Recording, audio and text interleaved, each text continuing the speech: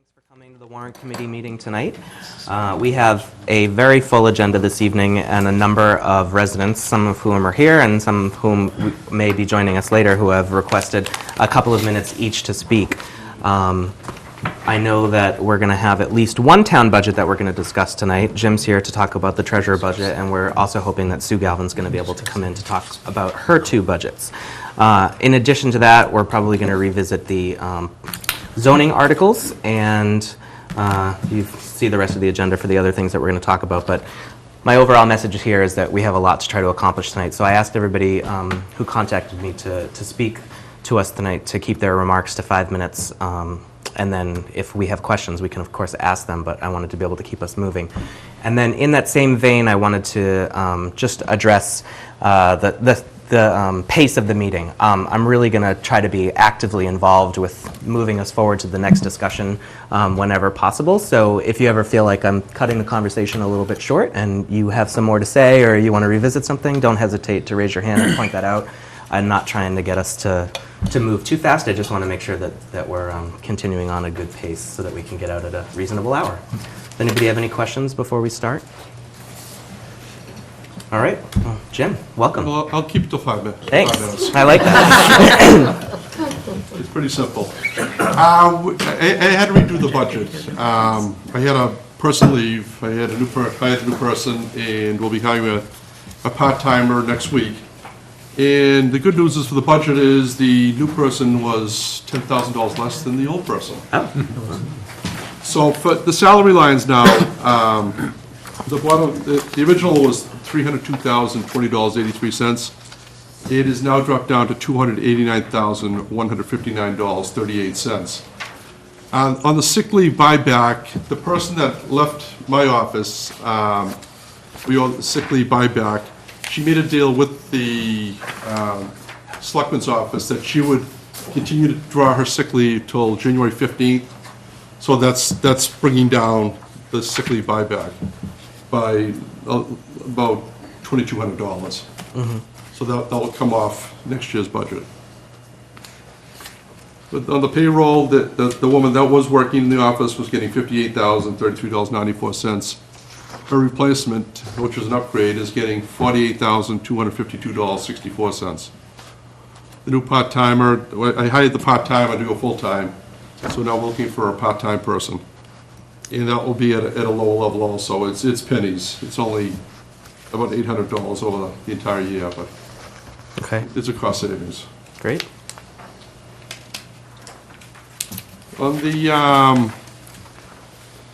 as far as the budget goes, it's the same as I got last year. Are you referring to Schedule E? Are you on Schedule E right now? Schedule, well, it's the general expense sheet. Okay. Yeah, it's the exact same numbers. Things don't change.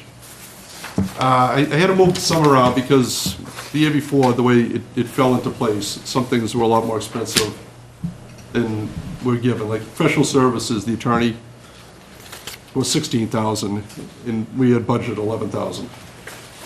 And then with the envelopes, I mean, we budgeted $4,500, and it's $7,000. I mean, those are pretty fixed costs. But on the flip side, there were some things that were less, like office supplies. We saved a lot on. I mean, we don't buy it unless we absolutely need it. Forms were another one that came a little under budget.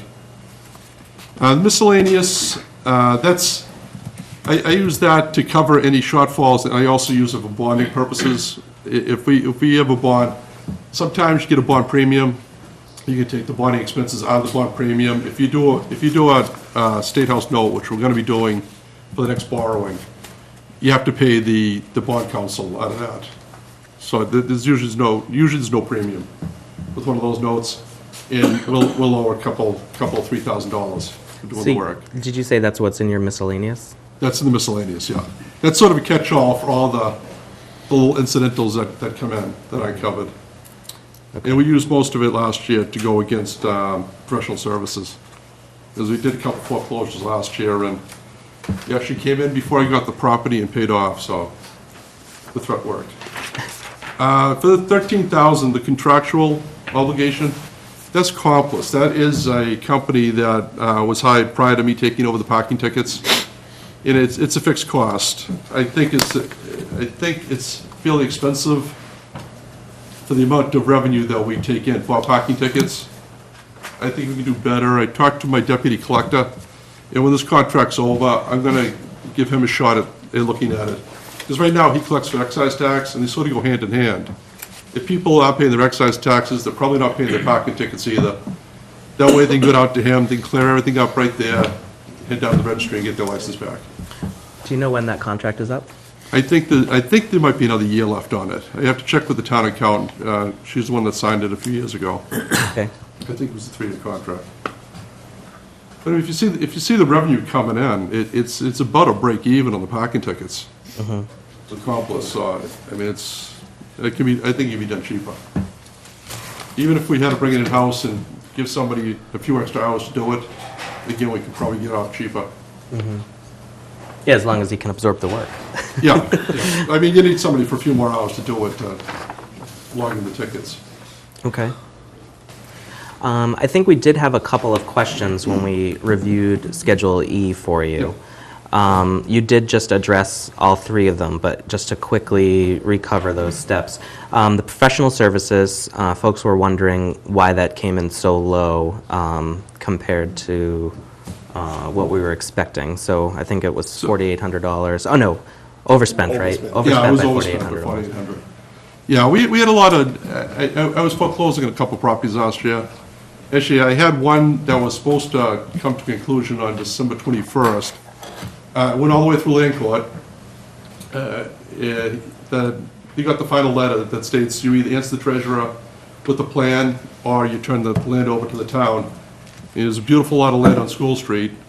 The gentleman called me on Thursday before December 21st and said, "What do y'all want it?" I told him. He walked in and he handed me a check for the entire thing, and the case went away.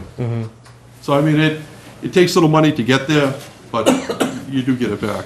Okay. And then the postage, we were wondering about the swing there. Yeah, the postage, I sort of, there was money left over 50 years. There was an account called the Treasurer's Account. And we used to use that to fund the postage machine. You put in, you need $10,000, used to come right out of that account. And over the years, between interest, postage, little incidental checks that came in over the years, they built up to $6,000. So the auditors said, you can no longer have this treasurer's account, it's not in the cash book, you gotta get rid of it. I took the $6,000, I threw it in the postage machine and closed the account out, so that's where the $6,000 savings came from. Okay. It was just money sitting there that just accumulated over the years. So it's sort of a one-time windfall. So are you saying that the appropriation should be lower in future years than it was since so No, much was because turned like back? last year it was budgeted for 27,000, we used 21,000, so the 6,000 savings, that was money that came out of the treasurer's account. Well, I'm wondering if the actual was close to 22,000, why you're asking for 30,000?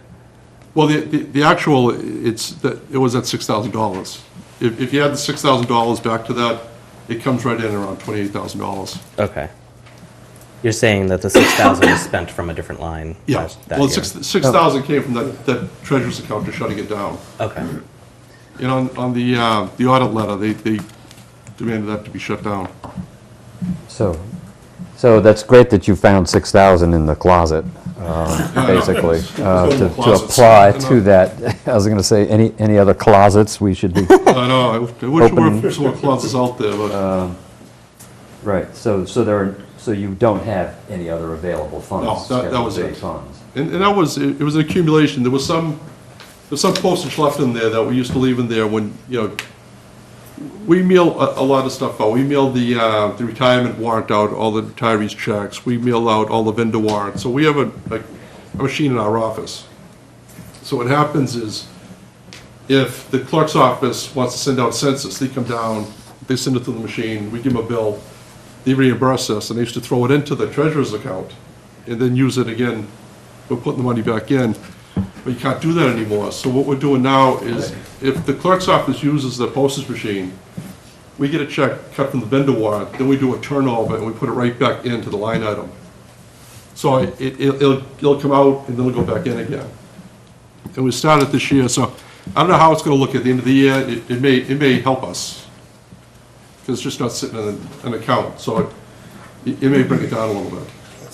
That's great. But it's just a new, more creative way to do it, because the auditor said this is what has to be done, so when they say it has to be done, it has to be done. It was just such a surprise, because over the years, you've always needed postage. Yeah, And we finally beefed up your postage budget, and then all of a sudden it looked like you didn't need it.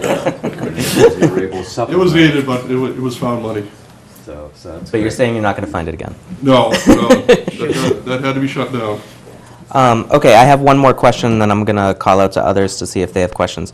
On the miscellaneous line, Yeah, that's something we've been trying to beat out of budgets for the last couple of years, so Yeah, that, yeah. everything has a line. It sounds like what you said is this is a occasionally reoccurring cost, and, yeah, and a lot of it has to do with bonding in attorney's fees. It's sort of, I mean, some of that, we're probably better off taking some of it out of miscellaneous and putting it into attorney's fees. Right, I mean, you could just be, Yeah, just, I mean, it's, do you have something to say, Tim?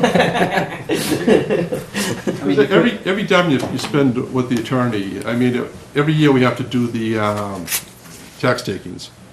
And then you gotta do the advertising, the tax takings, and you get 16% interest. Once you file a lien on somebody's house, it jumps up to 16% interest, so it more than covers attorney's fees in a year. Like the person that just settled on the piece of land on School Street, it was about $20,000 in interest. So, I mean, the interest is huge, and, Yeah. you're lucky if you get, 0.10% in the bank. You get 16% on real estate. right, I mean, I think basically the warrant committee would prefer to see a higher amount in professional services Yeah. that some years gets spent when you have the bonding expenses that you might, and some years it doesn't get spent, but not to have it just sitting in miscellaneous, ready Yeah. to plug the gap. Yeah, and Is over there the- anything in miscellaneous that isn't a professional service that you're currently spending money on? no, that's about it. I mean, our bills are attorney's fees, bonding fees. That's about I it. think we can move the whole number up to professional fees. Yeah, because miscellaneous, it never was miscellaneous. Before it was always called bonding. Right. I don't know, it changed over the last couple of years to miscellaneous. Maybe somebody didn't know what bonding was, but, Well, I think we could recommend that it be grossed up to the professional services. yeah, I mean, that would do it, because that's what it's basically used for. But you're saying out of that line item, both bonding and this professional service fees come out for attorney fees. Yeah. So we have to separate, so we have to account for the bonding and as a line item if you want to get rid of the miscellaneous. So those are the two things that come out of it, we're only accounting for one. Yeah, Well, but my they're feeling is- both professional services. I mean, Okay, the bonding would be, yeah, considered yeah, legal fees. it's basically legal fees. All right, legal fees. Yeah. Because a lot of it goes to, it either goes to the financial advisor, or it goes to the law firm that handles the bonding. Thanks, Darnell. Who else has questions? So is it going to legal fees instead of professional? Is that what you're? No, I was asking, 'cause we had two separate things. One is bonding services, which we pay for all those float bonds and all that Yeah, stuff, yeah. and then you had your foreclosures and everything else, which are two different activities, and we wanted to track those, but since they're all for the professional services, are legal anyway, so they'll fit under that. And even like postage envelopes and forms, I mean, that should almost be bills, because that's all it is. So right now, we used to actually print the bills in our office, and it was like a print shop. I mean, it would take a day and a half to print excise tax, because you're doing 19,000 of them in a whack. But even with the real estate, we used to print the bills in-house. We found out it was cheaper to do it, just give it to the mass mails to do it. Yeah, you call them up, you send the file over, they do it all. We used to store our envelopes upstairs in Bill Ritchie's office. But when he came back, there goes our storehouse. We try to store them in the basement of the building, but the humidity down here is so great, it self-sealed half the envelopes. So what they do now is, I use the same firm for mailing, and they also do the envelopes. So they'll call and say, run low on envelopes, so we'll pick up some more, and they store them for us. So we get all that stuff out of the building, it creates more space around here. They'll store the envelopes, they'll print the bills, they'll mail the bills, and we send them a check for the postage. It's one-stop shopping. Yep. Jim, I'm wondering if you could tell us a little bit about your bonding schedule, what's out there, and also if you could tell me what progress has been made since you last saw us early this fall on the authorized and unissued debt number. Yeah, I don't have that, I didn't bring that down tonight, but that's really dropped substantially. I mean, we probably got rid of 3/4 of the unauthorized debt. Well, we got rid of a lot of it at fall town meeting, Yeah. rescinding it. But did you actually issue, are you? Oh, I planning did, to we issue some we issued a recently? lot in August, but we're doing another bond in February that's gonna be about 2.8 million. That will drain down a lot of that unauthorized borrowing. And then we're gonna wrap it all into a bond in August, like a long-term bond. But the bond we're doing in February is not, the good news is it's under $3 million, so we can do it through the State House program, so we don't have to pay for an S&P Standard & Poor's sit-down, which costs about $11,000 for them to approve our bond rating. So we can go in there with the AAA bond rating, we don't have to sit with the bonding agencies to get that AAA rating and keep it, which is wonderful, because it saves money, and we don't have to go through a torturous 1-hour meeting with them. And it just streamlines. So before, the financial advisor, if it's over 3 million, they're gonna take the bids. I sit at the phone on that day and I take the bids. I pick the one who, lowest bid. And it's a lot easier, it's a lot cheaper, it saves a lot of money doing it that way. That's And we're great. keeping it under $10 million, the borrowing in August. So it's bank qualified, it's a better rate. So we're getting things done as cheap as possible.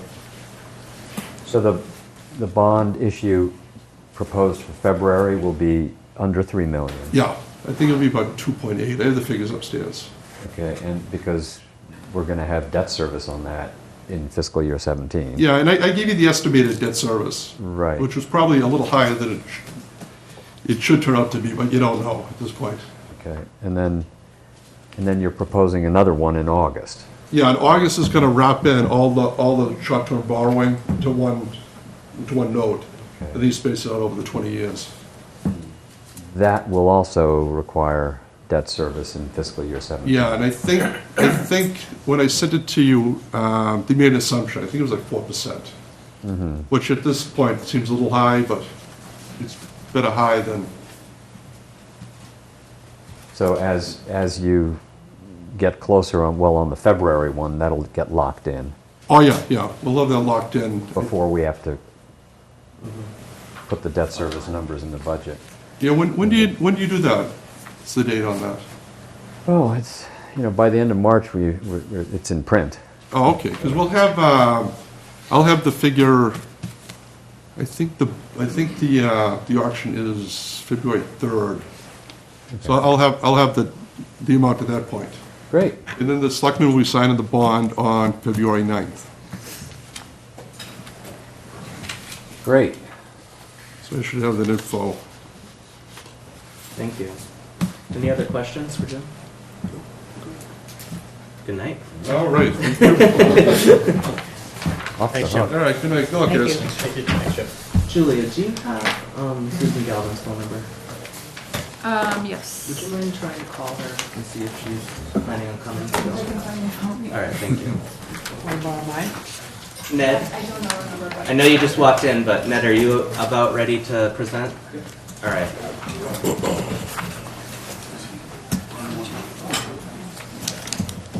So I think I'm going to propose that we skip over Susan for now and move to Ned's presentation, and then hear from citizens who are here to give their opinions on that, and then back into the agenda. And while Ned is bringing the presentation up to get it loaded on Ted's computer, I'll mention that we made some really good progress on the schedule today. So I just want to apprise everybody that on Monday, the 11th, we have 2 presentations confirmed, the library and technology. And then we're still reaching out to cemetery to see if we can get a 3rd one for Monday. I'm sorry to have taken this position and then be calling in from the road, but I have a surprise work trip that I need to make, and I have to be in Texas on Monday and Tuesday. So I'm going to conference call into this meeting, and Ted is going to guest chair on Monday, and then if we need to have a meeting on Tuesday, he'll guest chair that day for the short meeting that we might have to have on Tuesday. Does anybody have questions on Monday or Tuesday? Tuesday would be the Going to the Board of Selectmen. after the Board of Selectmen meeting. Okay. Then for January 20th, I've confirmed Chiefs Grant and Wells to come in to present the fire and police budgets. So again, that's on the 20th. I need questions from folks. Richard is probably not going to be able to continue to be the chairperson of the Public Safety Subcommittee. So I'm going to try to handle questions for him in the meantime. So if folks look at those budgets and they have questions that they'd like to propose to either of the chiefs, and I'd love some assistance with this, you can send those questions to me and I'll forward them on to the chiefs. I told them I'd try to get them questions by next Friday, so they have a week to look at them. Okay? Then the next week, on Monday the 25th, I confirmed Anne Marie Fagan and Amy Dexter to come in and present their budgets. So we have a couple of weeks all set. I've created the agendas, sent them to Julia, and she's going to try to get them posted tomorrow so that we're working a couple weeks in advance. Any questions about that stuff? What? So we're good? Okay. Go ahead. So your deadline for the question seemed like was the 15th? Yeah, next Friday. Is that the number?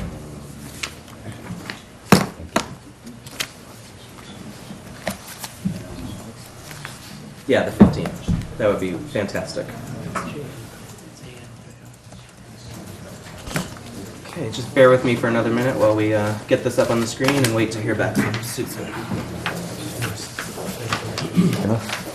Good. Oh, excellent. Yourself? Do I need to have a microphone? Yes, you need to have a microphone. Do you want to go down there and tell us next slide, and we'll just hit the next slide? However it wants to work for you. Or if you look at this, then you can He just needs to be be the presenter. near the microphone. Yeah, just slide that over. I can move the microphone. He's bringing you another one.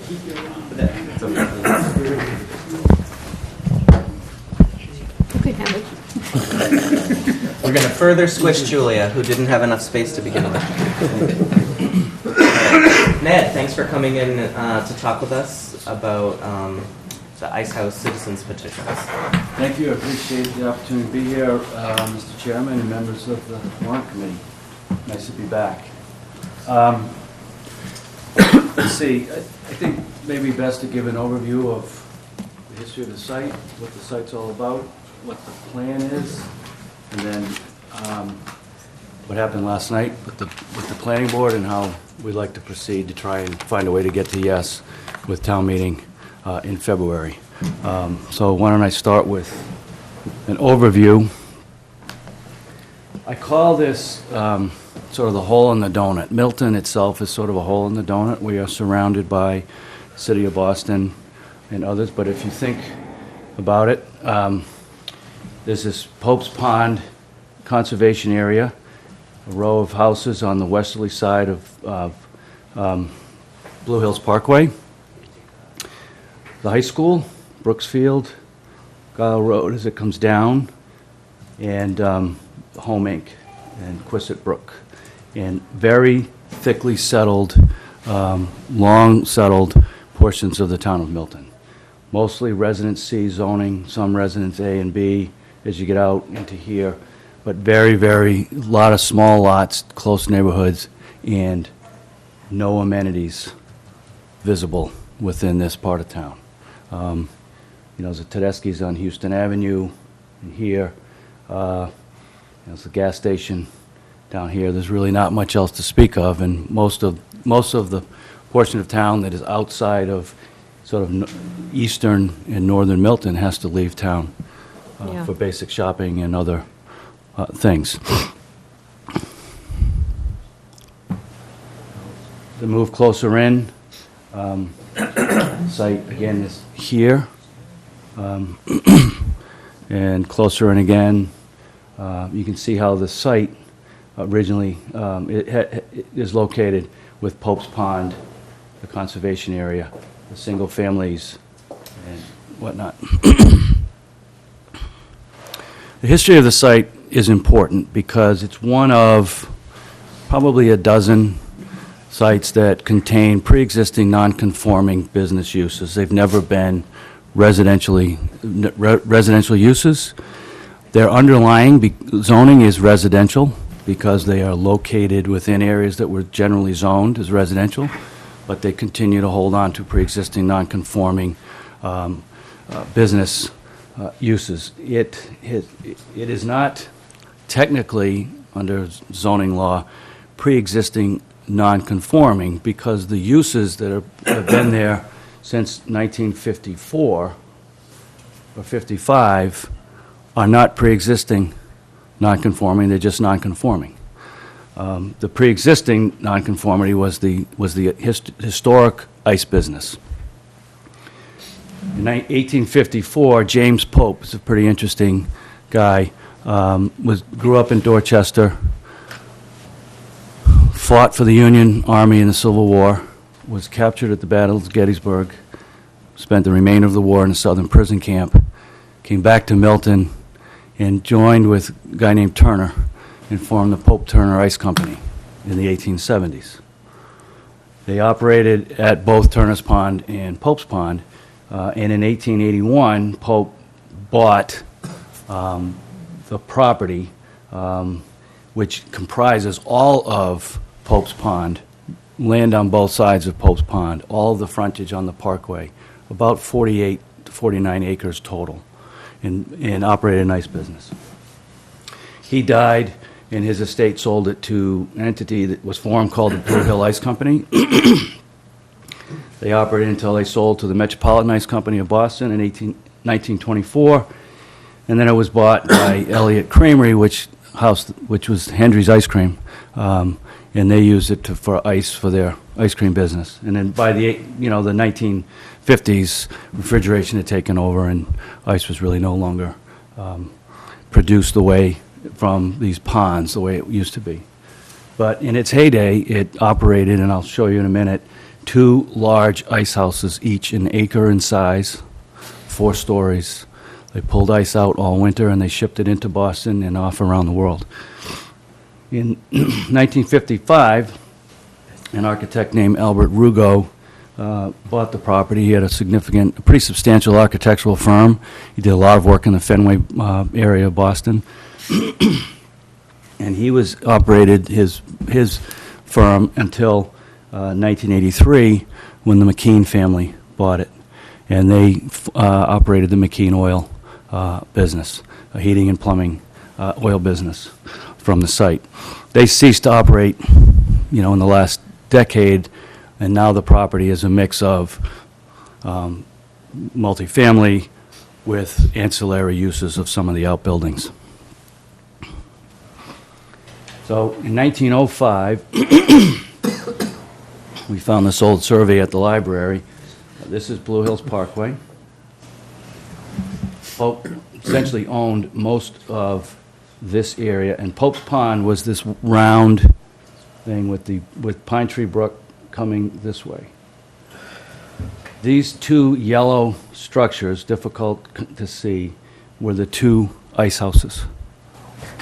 They were massive structures. The lot itself is 2 acres. These are located outside of what's now the lot. Each was an acre in size.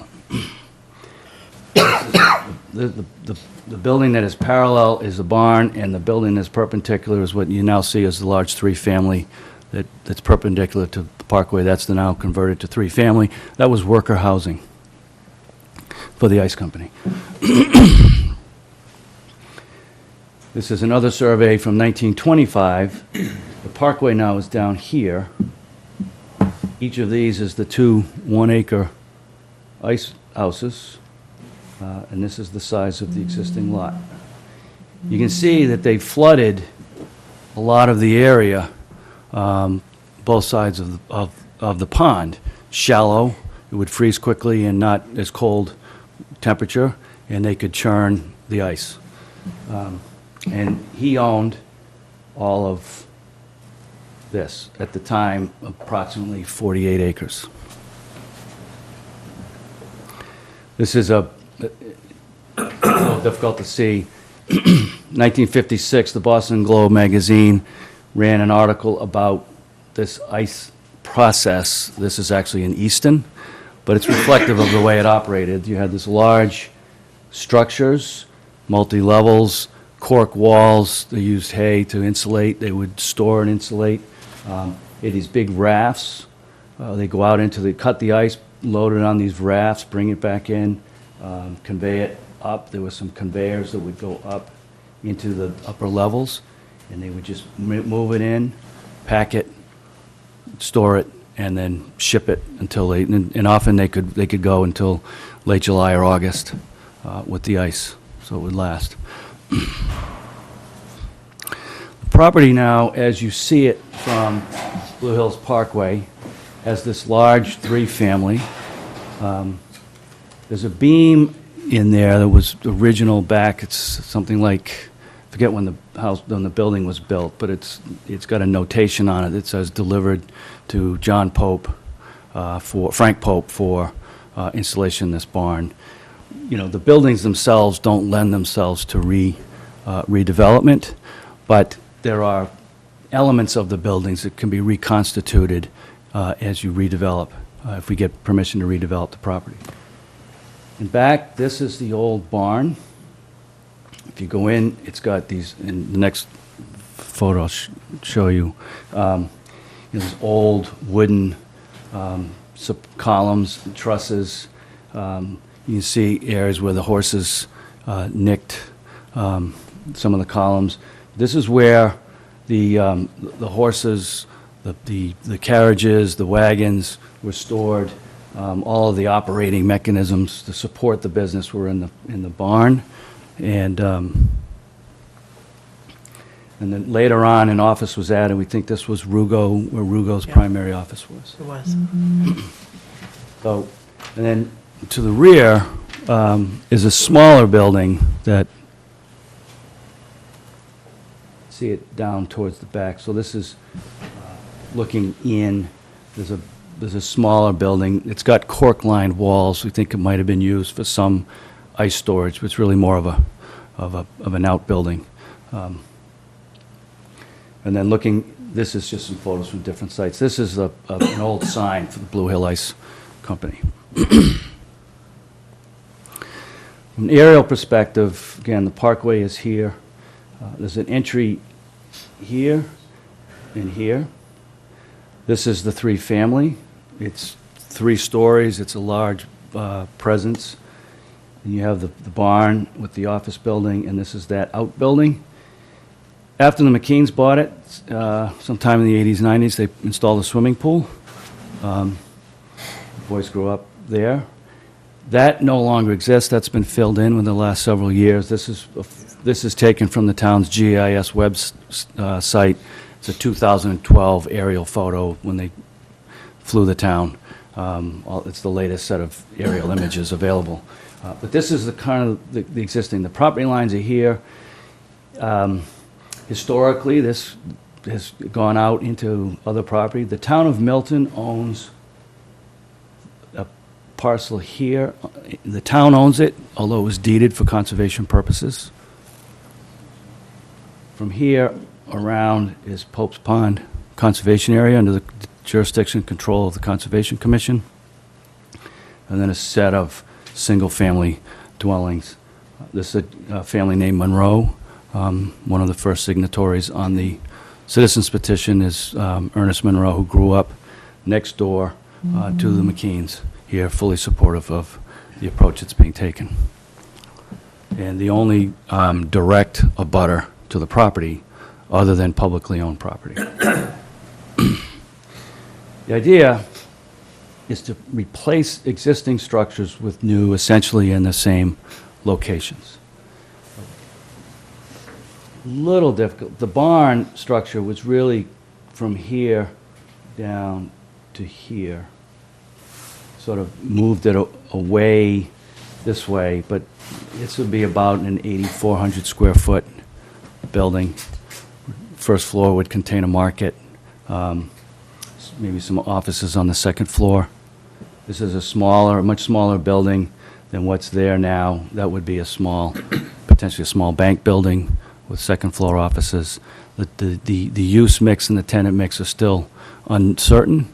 The goal is to achieve a high-end small market as the anchor tenant, and working on some modifications to the zoning to reflect that, and then fill in as appropriate with other uses, understanding that the site needs to contain, can only hold so many square feet, needs to contain enough parking for the use, and needs to have ample open space. A big part of the project is the idea of cleaning up the rear of the property and connecting it to the Pope's Pond Conservation Area. Currently, it doesn't, let's go back real quick. So the property from the rear, and I have a couple of photographs, but there's a path that comes in here with a footbridge over, and a path that comes along the Pine Tree Brook, and a crossing. There's no crosswalk crossing, but a lot of kids from Milton High School who live over here come across and come up into the high school. There's a lot of that back and forth. The notion is to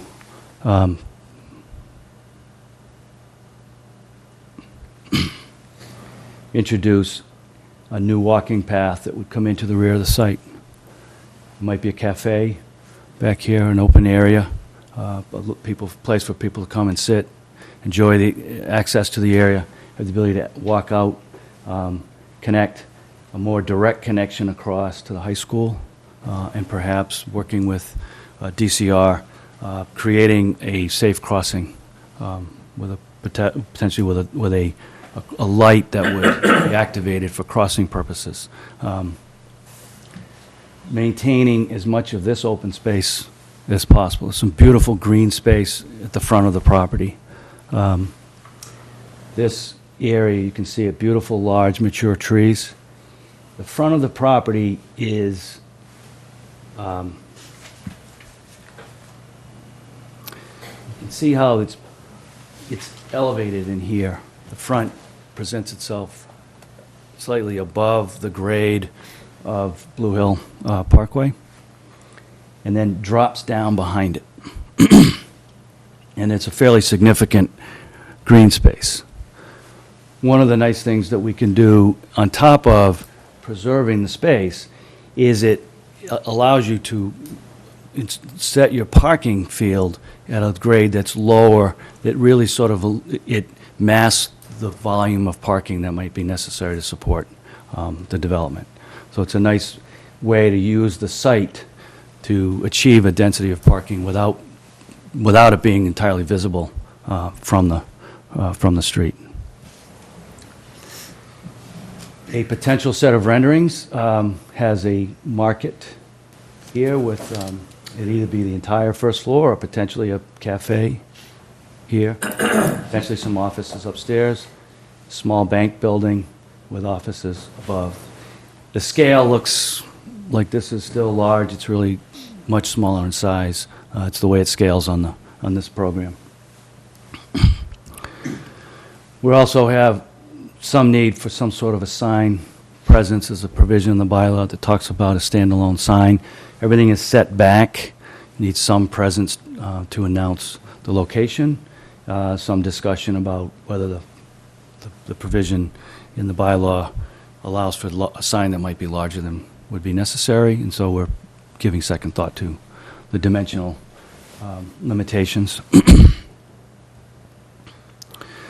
So the idea is that the development plan would produce about 16,400 square feet of tenantable space, maybe a little bit more. But if we're thinking about, 8,400 to 10,000 square feet for a market, think fruit center's about 10,000 square feet, plus ancillary, we're looking at about the same. Parking load for that is about 65 spaces under the town zoning bylaw. There's ample room on the site for both and to preserve the open space. There's room to play with that a little bit, not a lot, and this is what really we're trying to achieve. So in a side-by-side comparison, you can see how building massing and building massing kind of line up. The area that's already impervious comes parking, area in back, employee parking in the back, delivery zone, and then significant setbacks with open space. We'll work with, we obviously need to work with the Conservation Commission. We won't be able to do much in terms of changing out what is there. It's in a natural state. It needs to be left in a natural state, but work with them to achieve the walking path connection, and maybe some other view locations along the ponds for people to enjoy. Again, a side-by-side comparison as you look into the site. And the notion, again, that we would sort of reactivate that waterfront. It was historically, an important working waterfront for the town. And we'd reactivate it, at least by connecting back to that important industrial route of the town. Just quickly, this is, again, you can imagine cleaning up, bringing something in to the site, connecting to here, making improved connections, creating a walkable shopping and market destination for a significant neighborhood, a large, dense neighborhood, giving them the ability to, to walk to it, enjoy it, place to sit and meet. One of the comments last night from Kristen Lacasse, who's the president of the Tucker School PTA, parent-teacher organization, was saying that there's no place proximate to here for people to just congregate and meet and to enjoy being with each other. You do it at the library, you can maybe do it at the school. There's no place outside of those locations where you can do it, and the ability to walk conveniently to a shopping destination is something that I think is important.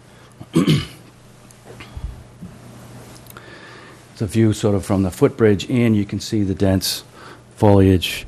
Again, as you kind of move over, you look in. What you look in at now is sort of old buildings. You'll be looking in at similar scale. But the rear of it cleaned up, and some new plantings in the back to really sort of clean up that introduction. Important consideration on any project that gets done in Milton is understanding traffic and how traffic works. At the end of the day, we are a cut-through town. And Siri and Waze have made it worse. We have high volumes of traffic that come through. The Parkway, despite the fact that it has huge volumes of traffic, works. I don't think in any time of day it doesn't seem like it's overloaded. Canton Avenue's overloaded. Randolph, Blue Hill Avenue get overloaded as the direct ways to get into Boston. Somehow this feels less overloaded. Maybe it's because it's 2 lanes in each direction. Maybe it's because there's a long stretch without congestion, but it doesn't seem like it's overloaded. Depending on the numbers that you see, the numbers that we developed suggest that that current traffic on the Parkway is 41,000 vehicle trips per day, average annual daily trips. That's 20,000 cars and change. So a trip, from a traffic perspective, a trip is half of the move. So the round trip is actually 2 trips. So a trip in and a trip out is 2 trips. So when you think trips, which is the way traffic engineers think, they're thinking one movement. You have to cut that in half when you think that one car is making two movements. So that's the current. Now, I know that Joe Sloan has some other data from the town that was part of the town master plan process that suggests it might be as high as 49,000. You know, in either event, there's a lot of traffic. Most of that traffic, some of that traffic would serve the new market. They'll take advantage of it. It would be a convenient stop. It's not the type of large destination location that's going to attract from outside of the bullseye. People aren't going to, it's not Wegmans, people aren't going to come from Canton or other places to come to here to make their stops, their shopping trips. These people will certainly take advantage of it, and people who are coming through town may stop and take advantage of it. In terms of numbers, well, let me leave it there because I can better speak to the numbers. The projections for trips that will be coming to the site, in and out of the site, based on the square footage and the nature of the uses. 770 vehicle trips per day, weekday. Saturday, 604 trips. So on a weekday basis, average weekday basis, 385 trips into the store, into the site, 385 out. Many of which are vehicles already on the Parkway. Obviously, additional traffic that would be coming from a destination perspective from one neighborhood through another into the town. And then, obvious important question is how do those trips distribute themselves, and what's the impact on each of the specific spokes? So the peak hour, which is again how traffic engineers look at what's the worst hour of the day, it's generally for this type of a development, it's generally sort of that 4 to 6 range in the afternoon. People getting home, running out and doing their shopping. So 5 to 6, if you said a peak hour, was probably 4:30 to 5:30 or 5 to 6. Peak hour trips, weekday PM peak, 94 vehicle trips on an hour accessing. He says 42 entering and 52 exiting, so they're coming in 1 hour maybe and leaving in another hour, but the total, the access, the trips are 94. You have about 50 cars making those movements. Saturday, the peak hour is sort of midday. It's 95 vehicles in an hour. So the peak hour numbers are the same. You break it down, the distribution from the Parkway generally, including traffic coming to it and already on it, is 50-50. 50% coming from the north, 50% coming from the south. The spokes that lead to that are, the big one is Canton Avenue. You have traffic coming down Canton and turning north. You have traffic coming from the southwest and turning north. That's 45 vehicles in a peak hour. That's one every 45 seconds, less than one a minute. Blue Hill Terrace Street, which is the first real through that comes from Blue Hill Avenue down to the Parkway, is projected to have 10 vehicles during the peak hour. That's one every 6 minutes. Some of that would be distributed over to other streets, but to pick out one street as from the sort of that directional, that's the primary one, Blue Hills. And I know, Darnell, that's particularly dear to you. But one every 6 minutes. It's not a lot of new traffic. Warren Avenue, which is the most direct connection between Thatcher and Blue Hills and the Parkway, gets 15 vehicles in the peak hour, and that's one every 4 minutes. And then Sumner Street here, which would capture some of this traffic coming. Some of this traffic would distribute this way, some would distribute this way, and perhaps, from Robbins and over, really only gets 5 vehicles in the peak hour, so one every 12 minutes. So from the distribution perspective, you have fairly low peak hour volumes coming to the site that aren't otherwise on the parkway, and they're fairly well distributed from a regional basis, and they're coming periodically. Now, as we get into more specific traffic planning, we might say, all right, well, are there things that we want to do to moderate even that? You might think about, I don't know whether there's a stop sign midpoint on Blue Hill Terrace Street. I know that there is not on Warren. It's possible to think that to moderate traffic, at least the notion that people might be speeding from from Thatcher all the way to the Parkway, you might think about stop signs at midpoints. There are little inexpensive, effective things that can be done to do that as part of the detailed traffic analysis we'd get into later. But the important thing from our perspective, I think initially, is that the impacts are are really low with respect to new traffic that would be generated from the site. Most of it's already traffic that's there.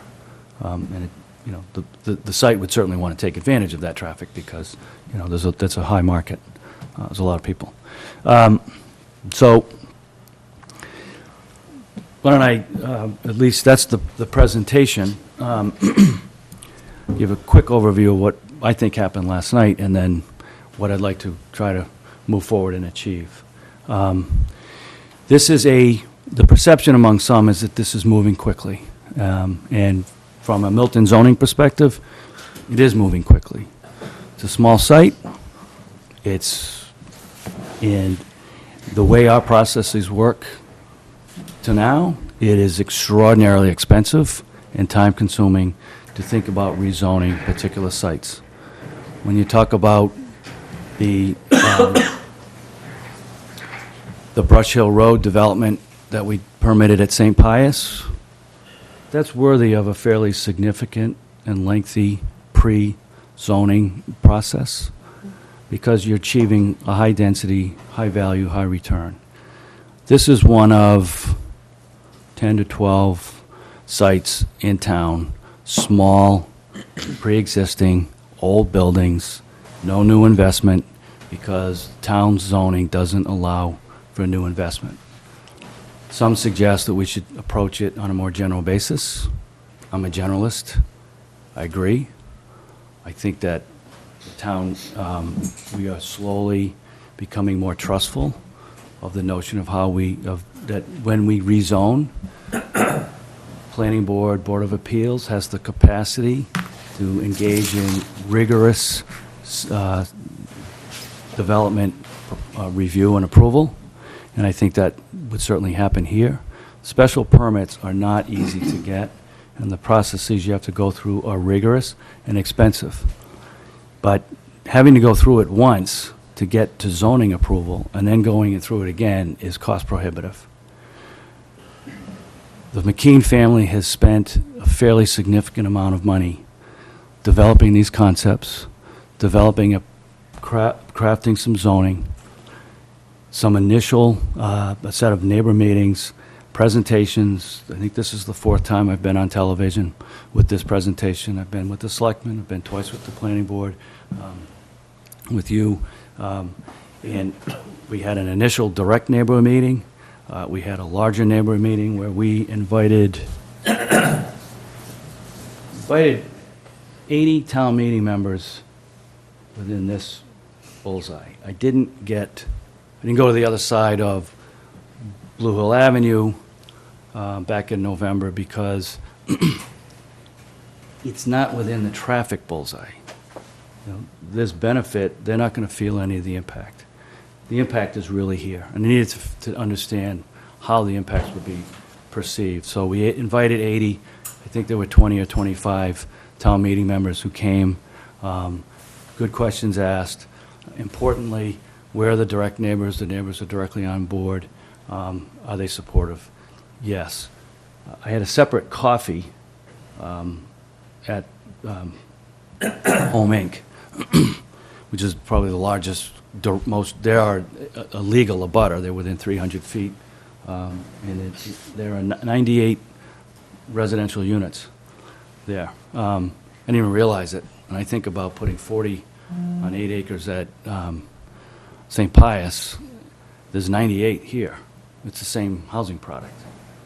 One's a nonprofit, one's a for-profit, but it's the same housing product. But in any event, I was invited to a coffee, the largest turnout they've ever had, overwhelming support, and the president was at the planning board last night and expressed that support. They look forward to the ability of walking or just a quick drive, down and across to an amenity that's available to them. Now they have to leave, if they get to East Milton, or leave Milton to go do what they want to do. So a lot of support. Yes, this seems quick, but we've been talking about this for a year. Pat McKean, who's here, hired me a little over a year ago, and we started with the notion that we would do a residential development very similar to what we zoned at over at St. Pius on a smaller scale.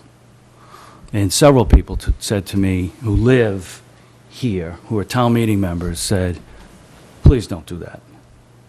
We've got enough housing. Give us the market that we thought we were going to get when we were involved in trying to rezone the Temple property. Now, CVS was I was involved in that. I know, Darnell, you were in a butter, a lot of people were involved in that. CVS, I think, was the bogey. It's the reason why I think it didn't happen.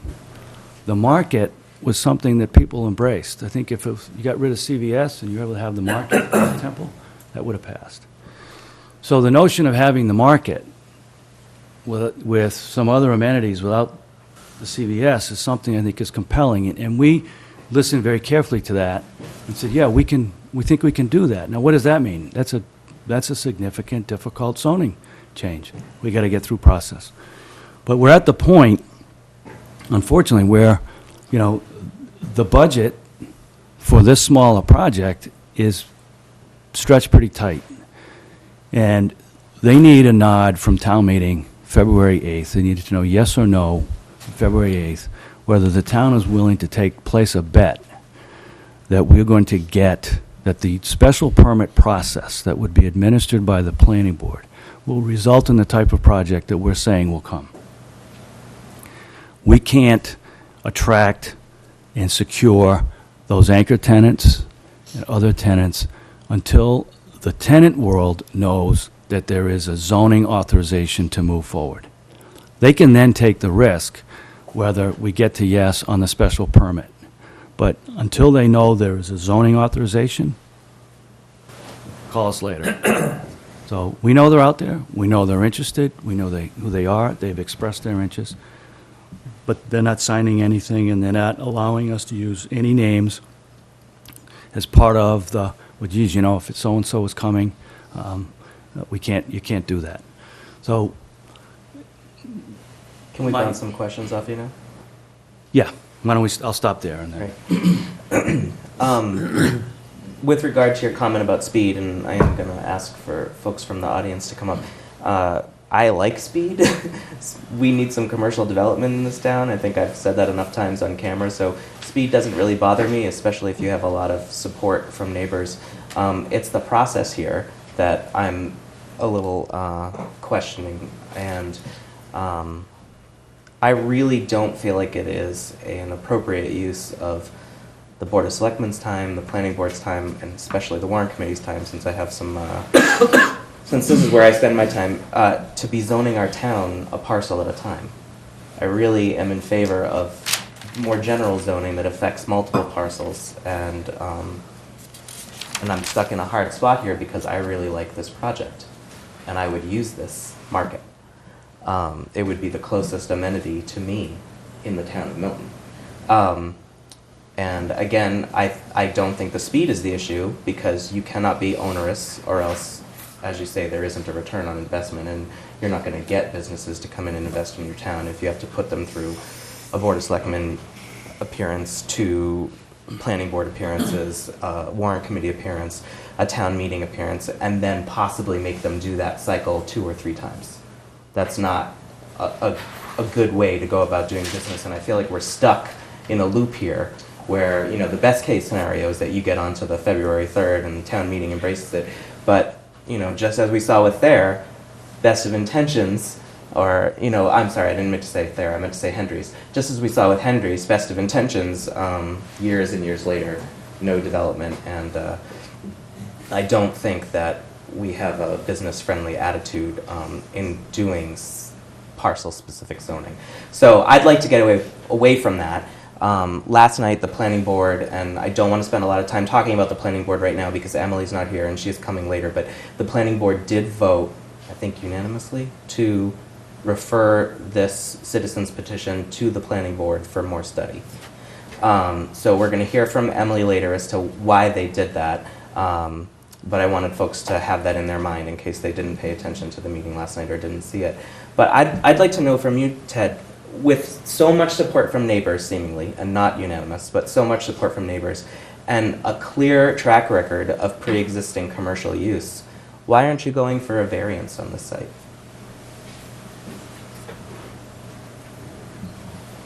Because all it takes is a little bit of opposition on a variance for the Board of Appeals to vote no. And the Board of Appeals does not like to grant use variances. They have the power to do it. They are loath to exercise that power. They like to grant dimensional variances. That's easy. But I had a tough variance application for the Knights of Columbus property. Talk about a property that's screaming for change. I went with what I thought was a solid redevelopment proposal, 6 townhouses, taking advantage of the historic nature of that structure. You were able to cut it in pieces. There was some neighbor opposition, and the Board of Appeals said no. They wouldn't find a hardship. And to establish, under the variance standard, the difference between a special permit and a variance is that is an extra thing. There's 2 prongs to the special permit. You have to establish that there is no detrimental impact to the neighborhood. That's a finding that the granting authority has to make, and that it's generally in response to the intent of the bylaw. That's an easy 3rd prong. The variance has the 3rd leg, and that is that you have established that there's a hardship associated with something to do with the physical nature of the property itself. It's either the soil conditions are off, the shape of the lot is odd, or the topography is odd. And there's something, not just that's that lot, but that it's unique with respect to other lots in the immediate neighborhood. So if you can't establish that there is a hardship associated with your ability to do what you're allowed to do under underlying zoning, then they can't grant the variance. Underlying zoning there would have allowed a single-family house. All right, so that's my question about the hardship then, because those hardships tend to speak to making a dimensional variance, not a use variance. And I was questioning, since you had pre-existing commercial and the zoning doesn't allow for commercial development, can you not apply for a hardship that says we can't replace our commercial with commercial under current zoning?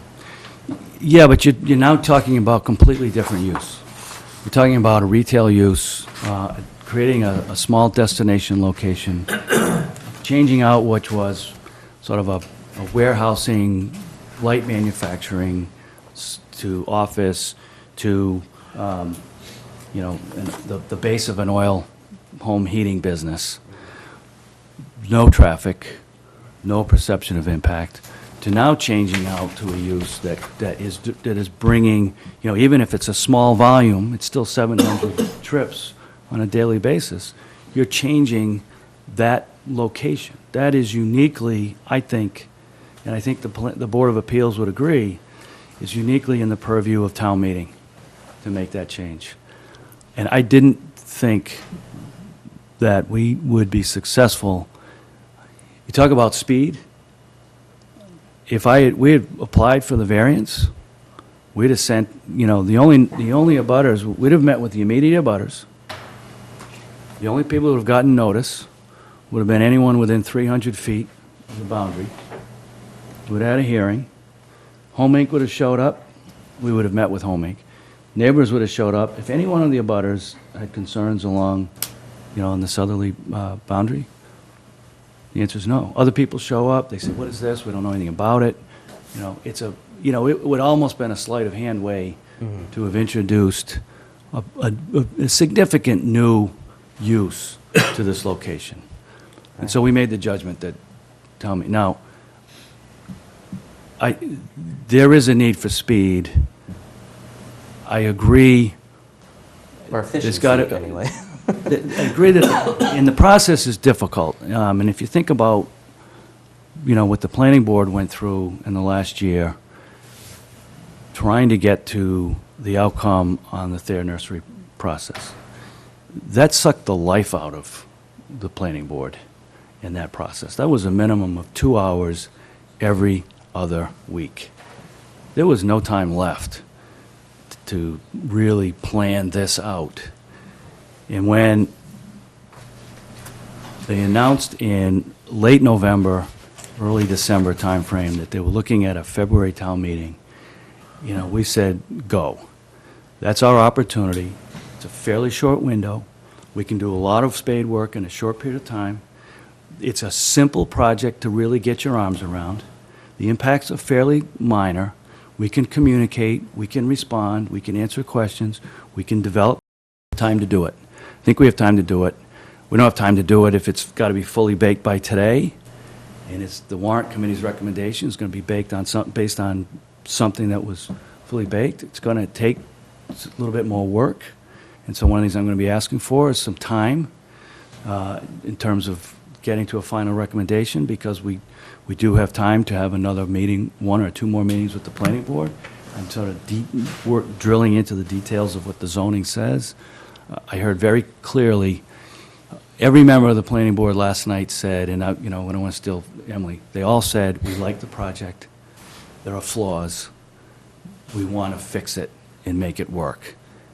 What I think is we have 5 weeks or 4.5 weeks, that's enough time to fix it. I'll make the mea culpas and fall on my sword to town meeting, because it wasn't baked as well as it might have been. But we don't have time, I don't think, to get to May. If February comes and the answer is no, the McCains need to move on, sell the property, and get on. The tenants are moving out, they don't have income, and they don't have resources to continue to fund a fully baked process to get to a town meeting in May, where the town meeting would say, okay, now we get it. Everything you told us in February is essentially the same. Okay. Well, let me ask the warrant committee members if they have any questions, and then we'll invite some folks from the back of the room up. Betty? Well, I have more of a comment. I mean, I think this is a very unique property for this side of town, and I grew up with the Rugo family, so I played in that house and played with those kids growing up and was in that home and on that property quite a bit. And there's no neighborhood there. I mean, Home Inc. wasn't there back in the 60s, but the Rugo kids had to come to my neighborhood to play, to go trick-or-treating, because there was no neighbors up there. They were really on their own on that property. So I do think that when you think about the impact to the neighborhood, it's not going to be a congested neighborhood impact with people parked in front of your property or on your lawn, because it's going to be, it's really, that site is really off by itself. And it's going to be such an amenity to this side of town to have a place to go, whether it be a cafe or a market. I mean, I think that's a great idea. I think, Tedeschi's is convenient, but it's not a destination. And I haven't been in the Milton Food Market in years. It's not that appealing. And I do think the other issue I'm thinking about is, we're thinking very strongly about asking for an override this year. And if we don't support some really a great proposal that would give good commercial impact to the town. I think we're gonna hurt ourselves asking people to raise their taxes when we have, I think, a very interesting and exciting proposal that really can appeal to a lot of people on this side of town who really don't have anywhere to walk to or go to or shop. I mean, I go to East Milton all the time. I drive to Truman Highway to Stop and Shop, down to Dorchester. I would love to be able to go around the corner and stop and get a couple of things and then, have a cup of coffee and head home or even walk.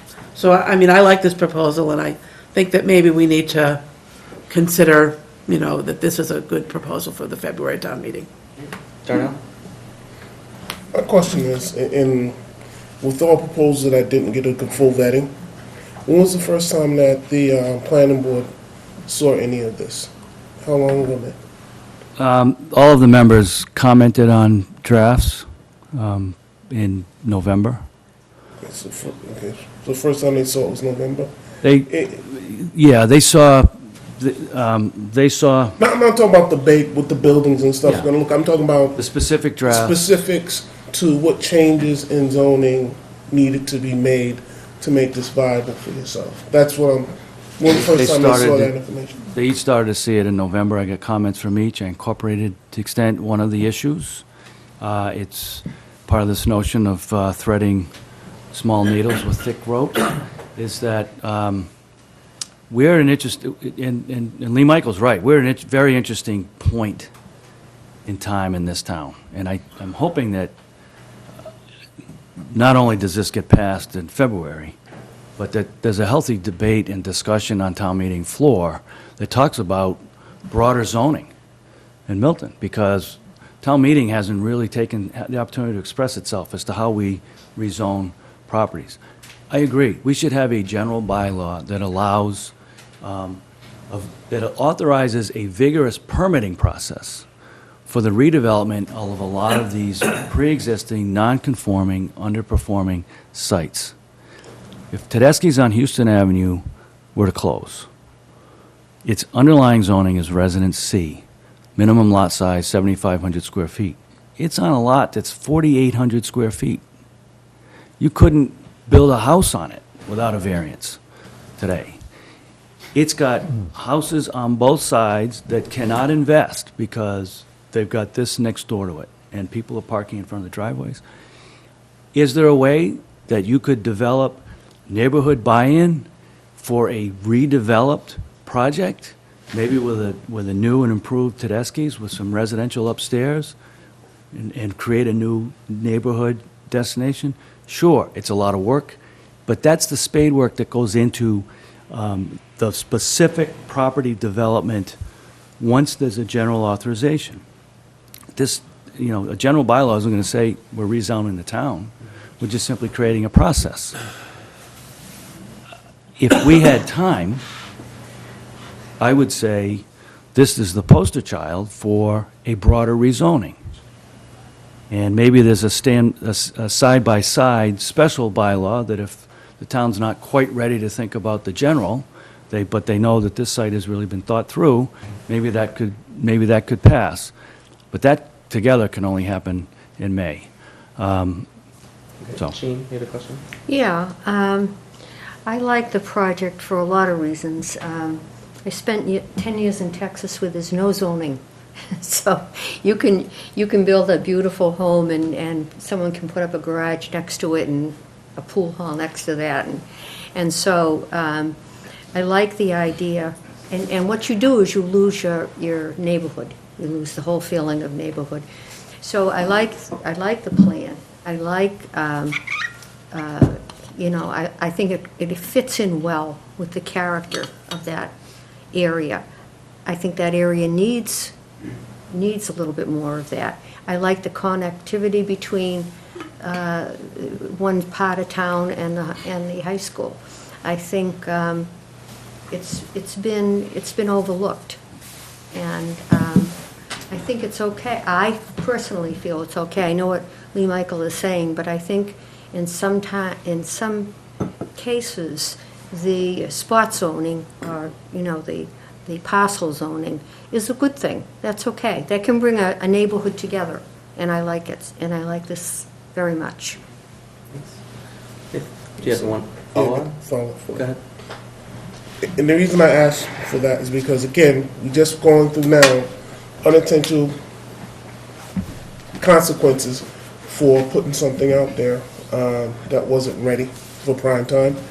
And when I look at this, and I'm looking at when you say some mixed housing and marketplace, business use there, as far as going down, I might say, okay, that.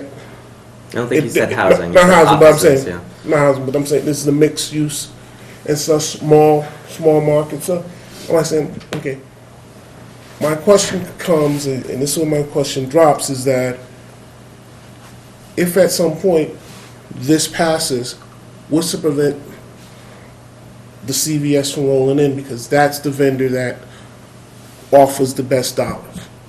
Well, What's the, what's, you know what I'm saying? So the constraints on that property and on that space is the type of stuff that I want to make sure we have baked into what the zoning says, so that we're then not Right. left over with.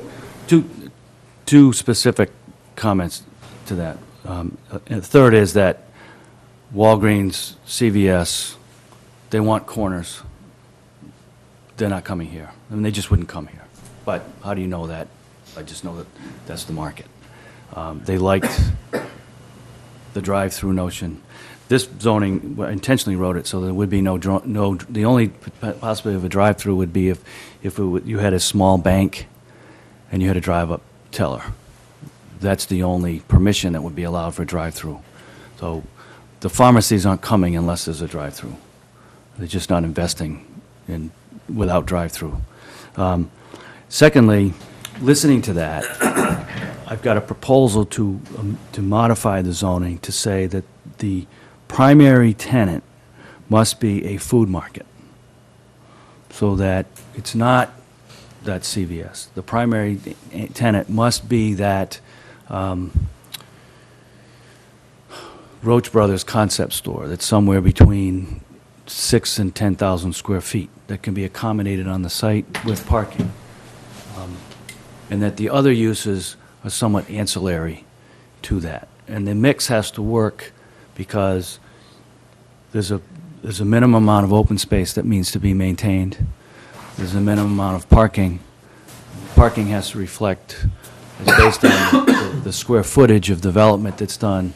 That puzzle has to work. And you can't overwhelm any one without making the other work. It all has to work together. Now, I'm also proposing to increase the open space from 25% to 30%, shrinking down the numbers that we projected for sort of lot coverage and gross floor area. I was preserving more flexibility for the developer than for the owner than I think we agree is necessary. The goal is to attract that high-end market user that will take 6,000 to 10,000 square feet, and then whatever else comes with it would be sort of ancillary to it, and that serves the primary. That's the primary generator. Thanks. I see Ted has a question. Is there anybody else at the Warrant Committee table who has a question? So go to Ted, and then I want to invite some people up. Anybody else? Ted? Yeah, thanks, Ned. I mean, I like the project. My mother moved into Home Inc. in 1993, and even though I knew Milton for decades before that, I really wasn't aware of Pope's Pond. It's a great place. Now you're going to bring this in, and I won't be alone when I walk my dogs, but, you know, what can you do?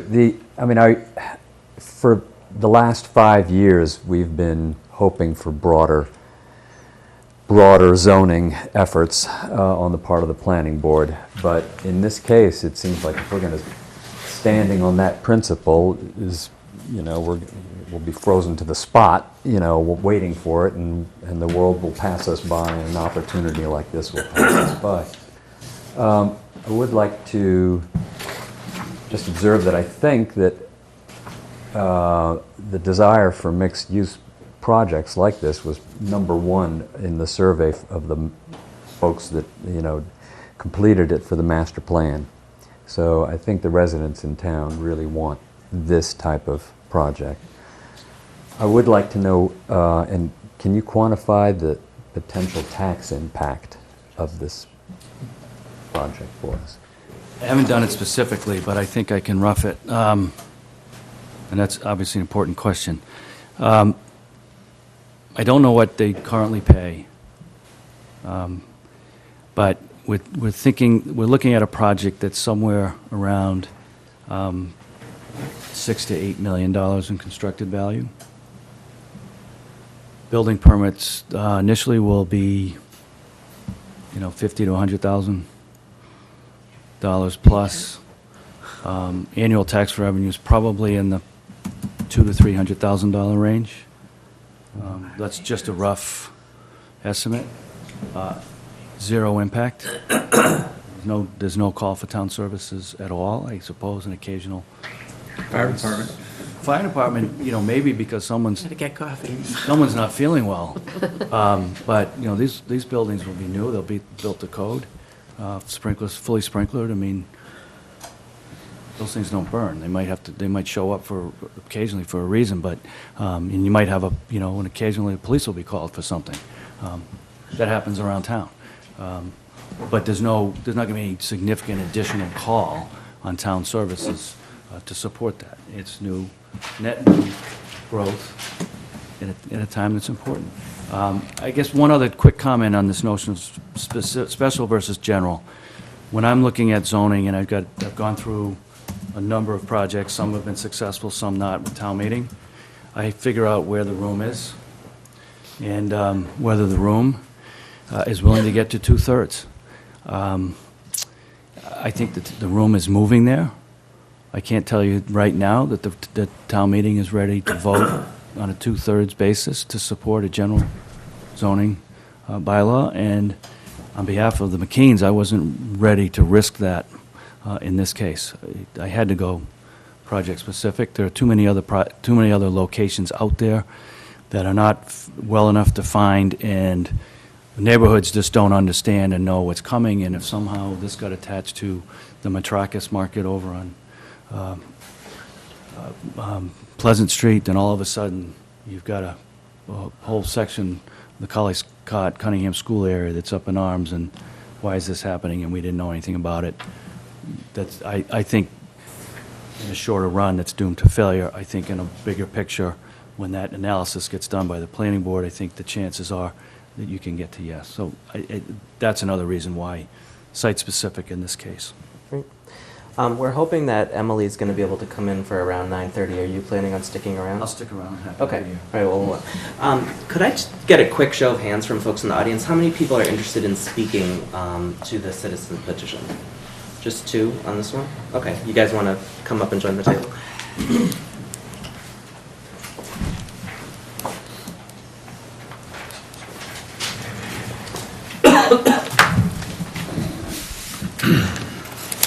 Did you flip a coin to see who would go first? He's looking at me. Hi, my name is Joe Sloan. I live at 55 Concord Ave, and I'm a town meeting member.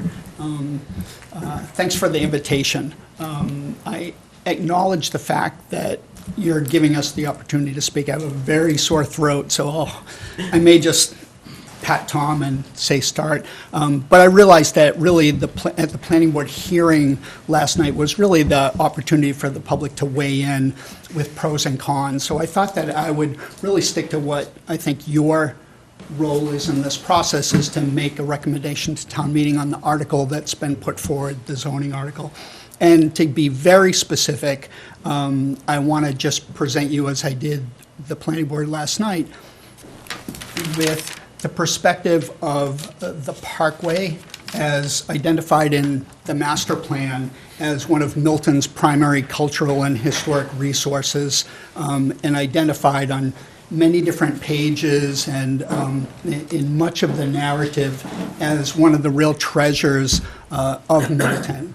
And owned and operated, if you will, by the Department of Conservation and Recreation, and seen in the eyes of the DCR as an extension of the Blue Hills. And Tom has just an incredibly encyclopedic knowledge of the history of the Blue Hills Reservation and the formation and all of that. But to kind of parse that down to the Parkway, and what's important is that the DCR's perception of what a parkway is in the system, and they exist all around Greater Boston, is not a road, but a park, a green space, a park that has a road that travels through it.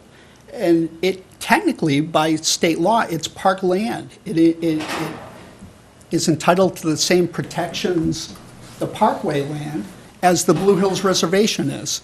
And so it's really seen as an extension of the Blue Hills, intended originally to get people in the right mind as they're heading into the Blue Hills, for instance, and leaving the Blue Hills. It was seen as sort of a transition space. And the DCR has an interest, as the master plan states, in the preservation of the parkway and the parkway system. Even though this parkway is a relatively short one, that it's a mile long, they consider it almost pristine because it hasn't seen the incursions that so many of the parkways, again, around Boston have seen. And I mean, think of the ones north of Boston. I mean, Mystic Valley Parkway is like a highway, and the parkways in Dedham have sort of a mix of being rural and then being very businesslike. And the DCR sees this parkway, from my recent conversations with the Preservation Office, as an opportunity to keep a parkway that's as close to what it was intended to be. And they see problems that exist with the other parkways as things that in many cases there's no way to turn the clock back from. Joe, you're not representing DCR, though, to be clear, Correct. right? You're Not represent. I've volunteered in the Blue Hills and with the DCR since 1975, and helped the DCR with the formation of their recent resource management plan, which is basically like Milton's master plan. So again, the incremental incursions into the parkways over decades and decades in other places is something that the DCR would like to not have happen here, because they see these incremental things. It starts very small with good intent, and then it grows over time. And again, in just some very recent and very brief conversations with the planning office, with the historic preservation office in the DCR, they've expressed that these remain some of their highest priorities for a parkway like this. And specific to the zoning, I think it's very important to understand that the working relationship that the town has had historically with the DCR hasn't been good. And that is specifically outlined in the master plan as an objective for implementation, is strengthening the working relationship with the DCR so that going forward on projects like this, or for example, the intersection down at Neponset Valley Parkway, that still hasn't been resolved because the town has concerns and the DCR has concerns. If the town of Milton creates zoning for a property that the DCR has a vested interest in, they don't obviously own this parcel, but they own the parkway. And the parkway, again, is more than the road. If the town creates zoning that is somehow at odds with the purposes and the intent of the preservation for the DCR, it could just create much difficulty. So my encouragement to the planning board was to try to keep this out in front of any prospective zoning that might be considered. So thank you very much. That was like exactly 5 minutes. I really appreciate your diligence there. Does anybody have any Thank you. questions for Joe? Thank you. No? Okay, great. So, sorry, hold on. Joe, so you see this as an encroachment, do you, I- for the DCI?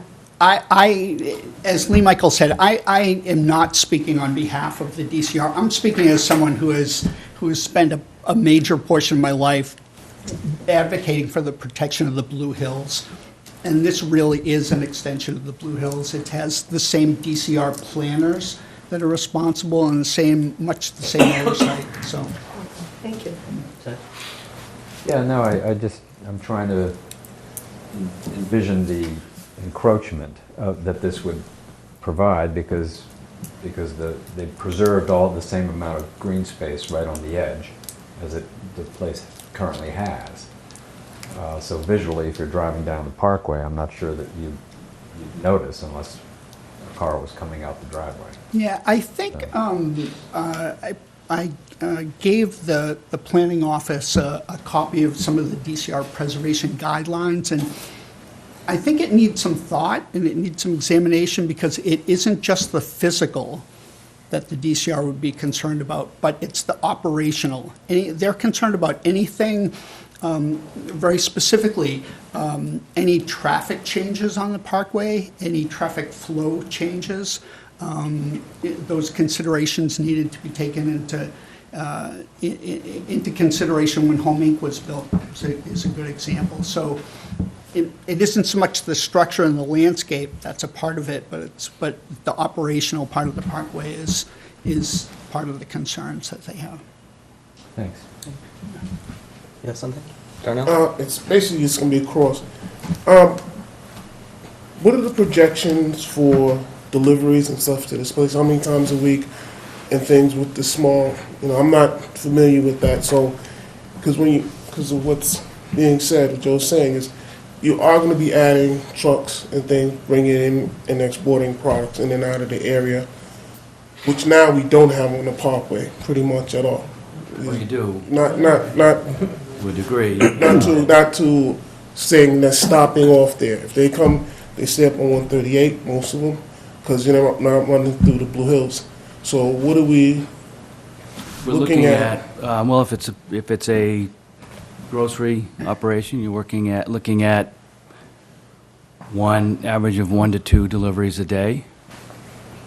And my thing is, because I work for IGA, when I work for Procter & Gamble, I work with a number of the IGA stores and everything, and a lot of this, and I'm trying to think of scale. And that's what I'm kind of, because that's what I'm trying to look at, scale of size, because some of them are just not very large trucks doing their daily delivery, small produce. I mean, that's what I'm trying to get a scale of. The best example is the fruit center. You have daily deliveries, small number, coming in. They have to wait till after 8 o'clock in the morning. They come in, they make the deliveries, and they leave. Very little impact, small volume. This is an equivalent development. You're going to have small volumes of deliveries coming in somewhat daily. The zoning suggests that it'd be limited between 9 and 4 on weekdays. You'll have a dumpster once or twice a week. You already have garbage trucks coming up and down the street servicing all of the residential. Well, you've got trucks making deliveries to the high school. You've got trucks presumably making deliveries to the Tucker School. You've got other trucks that are coming in and making deliveries to the businesses at the north end. So there is already truck activity. As I understand the Parkway and State Highway system more generally, I spent 10 years in it, is that the Parkway is off limits generally for trucks making the through movement. But all roads, highways, state, local roads, have to be able to accommodate commerce that has destination-based. You'll come to the destination. You have, you've got landscapers coming up and down the road, servicing, they service Home Inc., they service, you have trucks using the Parkway. The volumes are low, the impact is insignificant, and I think the issue of trucks is something that has to be addressed in the process of securing access permits from DCR. It's one of the permits you have to get. If you're going to get permits, you've got to get access permit from DCR, you've got to get order of conditions from Conservation Commission. You have to go through all of those other steps. Those are part of that rigorous development. But I think as Ted alluded to, a big part of the plan is to preserve the presentation of the site to the Parkway. And if something's going to happen there, there's going to be a change. there's going to be introduction of new traffic. It's either going to be some form of residential, institutional, or other use that doesn't require zoning. So something's going to happen at that site. The question is, from the town's perspective, what's the best use? Does anybody else have any questions for Joe? No? All right, thanks, Joe. Appreciate Thank it. you. Hi, my name is Tom Palmer. I know some of you. I live on Blue Hill Terrace Street. I'm a town meeting member. I know this area quite well. The Blue Hills Parkway is the most beautiful thing in my neighborhood. It is the only thing in my neighborhood that has its own entry on Wikipedia. It's the only thing in my neighborhood that is on the National Register of Historic Places. I did print out that designation here. It's quite lengthy. It tells the entire history of the parkway from, as we heard from Joe, a park perspective. It was designed by Charles Elliott, who created the Metropolitan Park System. He intended it to bring people from the city to the park. That's what it began as, and that's what it still is. You may know that between Brook Road and Canton Avenue, it goes 1 1/6 miles, and in that distance, there's currently now no commercial development. And if you look at the aerial up there, you can see, well, the entrances to the high school and Home Inc., they're set way back from the road. So they don't really disturb the feeling you get. The feeling you get is, I think, greatly enhanced by the double rows of trees on the median. And I've photographed those many times, and if you Google Blue Hills Parkway and look at images, you'll see my pictures. There's lots of them there. It's just beautiful at all seasons. Most of those trees are zelkovas. One reason that median has those continuous rows of trees is that the median has very few cuts in it. So if you're walking a dog or running, you can run in the median and there's a track down the middle beaten by the people who have used it. My concern about this zoning, and I have looked at the zoning, I don't know if I have the latest version, but to me, the zoning is different than what we've looked at here tonight. The zoning, for instance, allows the owner to remove those big trees along the parkway if he wants. There are 4 big trees, there are 2 red oaks, 4 white pines. They're each very large, and they are the tallest trees anywhere on the parkway. Well, what the zoning says is they shall be preserved if practicable. Well, it might not be practicable for this commercial use, and they might disappear. And to me, that would be an impact on the parkway, even though the trees aren't on the parkway itself. I think the problem for me with the zoning is that it potentially creates a conflict. The conflict is between what the owner of the parcel will want to do and what the town might feel is valuable about the parkway.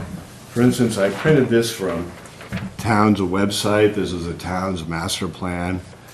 And I'll just read a couple of bullets here. It says, Milton has taken many steps over the past 25 years that further the recognition of historical and cultural resources. Down here it says, opportunity exists to restore the character of historic parkways and boulevard plantings. I read this and I thought, well, people agree with me that the parkway is historic and the parkway ought to be preserved. I often have to drive up the parkway from the south, from Canton Avenue, to go to my home on Blue Hill Terrace, and that means I have to take a left across the median. And that's easier than it might be because the median is quite wide, and you can turn into the median and wait there for the traffic coming the other way to give you a gap. Well, suppose this is a successful cafe. If it's a cafe, it could be Dunkin' Donuts. Suppose it's a successful cafe, and it will make its money from the huge volume of commuters. Well, those commuters in the morning are coming north on the Parkway, but there is no cut in the median for them to turn left into the parcel. Instead, they have to go to the next cut, which is past the high school driveway, where the high school buses go, about the area of Parkway Crescent. Now, if you only have 3 or 4, you have too many people trying to make that left that will fit in the cut, because really only 2 people will fit in the cut. So you're going to stack up the customers for your cafe on the Parkway, and they will be sitting there blocking the left lane and running their engines, and to me, that is an encroachment and an intrusion on the Parkway. And yet, you are making that intrusion the interest of the people who will be awarded the zoning, because they need that morning traffic to make their businesses work. I think you can do other things in this parcel that won't have that kind of impact. They won't stack up people next to the median, which is supposed to be green and quiet.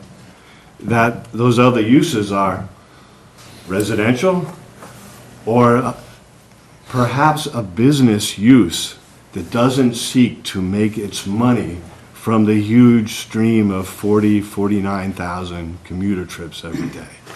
What sort of commercial use could that be that draws in the neighborhood but is not attractive to these commuters? Because in my mind, the adverse impacts come from turning this historic parkway into a commercial strip. Now, this is only one site. We're not talking about Route 28 in Randolph. But it's still a use that's not related to park, but it's related to commerce. And I was wondering if I could write some zoning that would allow this commercial use to happen without impacting the parkway. And here was my idea. I thought, let's make a 100-foot buffer along the parkway where you leave shade trees. Let's call it a shade tree buffer amendment. Tom, I need you to wrap up in a minute. Yeah, you don't cut any of those trees because the buffer exists. It's not a question of practicable. Something else. You saw signs in the presentation. They want signs on the highway, of course they do, to draw in the business. What if you say, as I once saw in Thousand Oaks, California, you don't have commercial signs at the road edge. All you have is a directional sign in and out of your lot and maybe a street number. So we write in this amendment, shall be no advertising signage on the road. 100-foot buffer, no advertising signage on the road, no illuminated signs. I think that could work as a mitigation to make this commercially doable and have some confidence that the commercial use is not going to conflict with the historic beauty of this parkway. Thanks, Tom. Does anybody on the warrant committee have any questions for Tom? Yeah, I just had one question. So, is it possible to have a sign outside of this buffer to say that there's this 100 cafe? feet back, yeah, 100 feet back. You have to know about this to get there.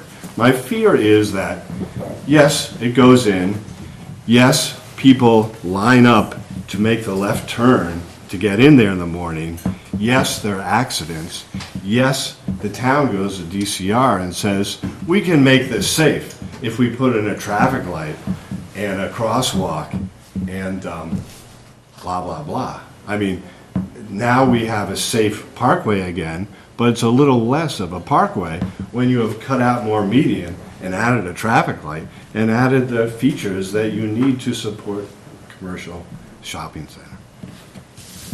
Thank you very much. Yeah. I think that you gentlemen are here to address the article that applies to the Thayer property.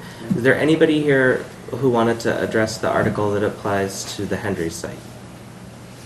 Okay. Well, we're still waiting for Emily, so do you guys want to come up and we'll switch topics for a few minutes and then come back to this?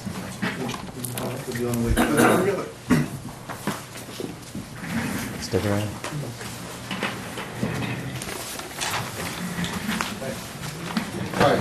Bill Johanning, I live at 23 Parkwood Drive. I live immediately behind Thayer Nursery. I guess I'd like to start by saying that the zoning that existed and has existed since 1938 prohibits all commercial activity in a Residence AA or Residence A zone. That's the law of the land. And I think hastily in 2014, a bylaw amendment was pushed through that really is going to cause legal problems for the town. I want to read a couple of comments from my attorney. I think you need to pay careful attention to them because in the long run, this probably won't have a good end. The latest proposed bylaw amendment is an even worse example of impermissible spot zoning than the Thayer Amendment. Spot zoning is not legal in the Commonwealth.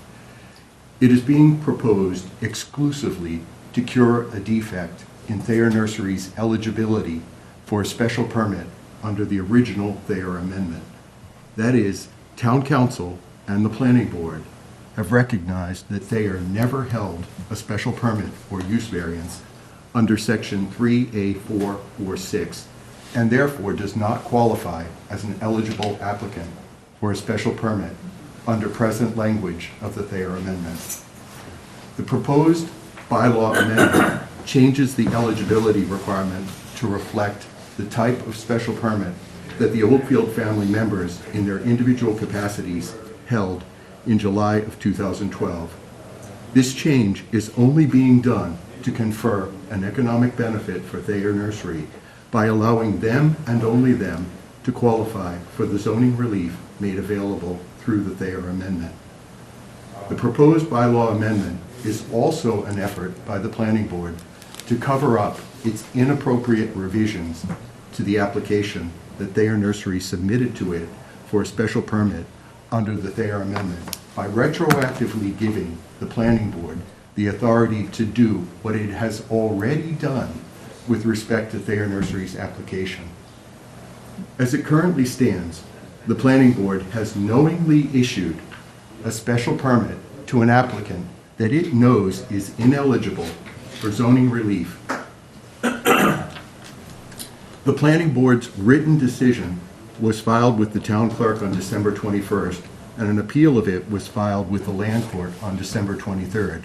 The same land court judge, Judge Shire, who handled the abutters challenge to the validity of the Thayer Amendment, has been assigned to the case. What this is talking about is bad faith.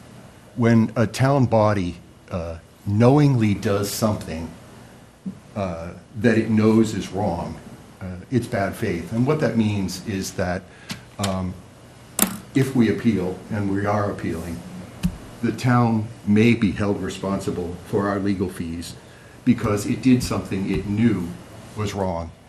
The Thayer did not qualify under the bylaw amendment because it was actually poorly drafted, and Alex Whiteside admitted that during the hearings. Section 3A4 and Section 3A6 represent things that someone can do by right in those zoning districts, and no one would ever need a special permit to do those things. But Section 3A7D, Thayer Nursery is the only party in town who had a special permit to operate under that section in July of 2012. So, in fact, it's spot zoning because they're the only people who could qualify. The plaintiffs in the bylaw challenge case intend to introduce to Judge Shire the latest proposed bylaw amendment as new evidence that the original Thayer Amendment constitutes impermissible spot zoning. So when you pass what's being proposed, we'll use it to invalidate the bylaw amendment in general. Also, Judge Shire's decision on the validity of the Thayer Amendment has been appealed to the appeals court. In short, approving the latest proposed bylaw amendment only digs the town deeper into a hole because it evidences a bad faith attempt to manipulate municipal zoning law and the special permit approval process for the economic benefit of a single entity. I also want to mention another concern, and since this board, this committee is, I think, is the most expert body on town budgets, and already we've mentioned an override. One of the things that concerns me about people talking about commercial development, and I think you, Darnell, mentioned it while we were talking about this particular development along Blue Hills Parkway, is the cost to the town, the additional cost to the town. As you pointed out, there will be a call for fire, there will be a call for police, and what is the cost of all that? And does it offset the commercial revenue? And that's what I want to address here, because the town, in defending Thayer, has spent $130,000 to date. I got that from Anne Marie Fagan the other day. And the town, in defending Coulter, has spent $75,000. So in total, the town has spent $205,000 defending these commercial businesses. The last time I looked at it, Thayer paid about $19,000 in taxes every year. It's going to take a long time to pay off that $205,000. So this is the type of thing that occurs, and the town is paying this bill, and it will continue to pay the bill because we're continuing to appeal. And why are we appealing? We're appealing because this is interfering with our enjoyment of our home. We have loud equipment operating over there constantly. We have flooding in our yard. We have flooding in our basement. These are the kinds of things that happen to neighbor abutters to commercial businesses from time to time. If the rules are not set properly, and if people are not defended against these types of consequences. So, I guess I'd say that the original bylaw amendment was not drafted carefully. Now you're hurriedly rushing along to do it again. During the hearings, we already identified items that you're not addressing here.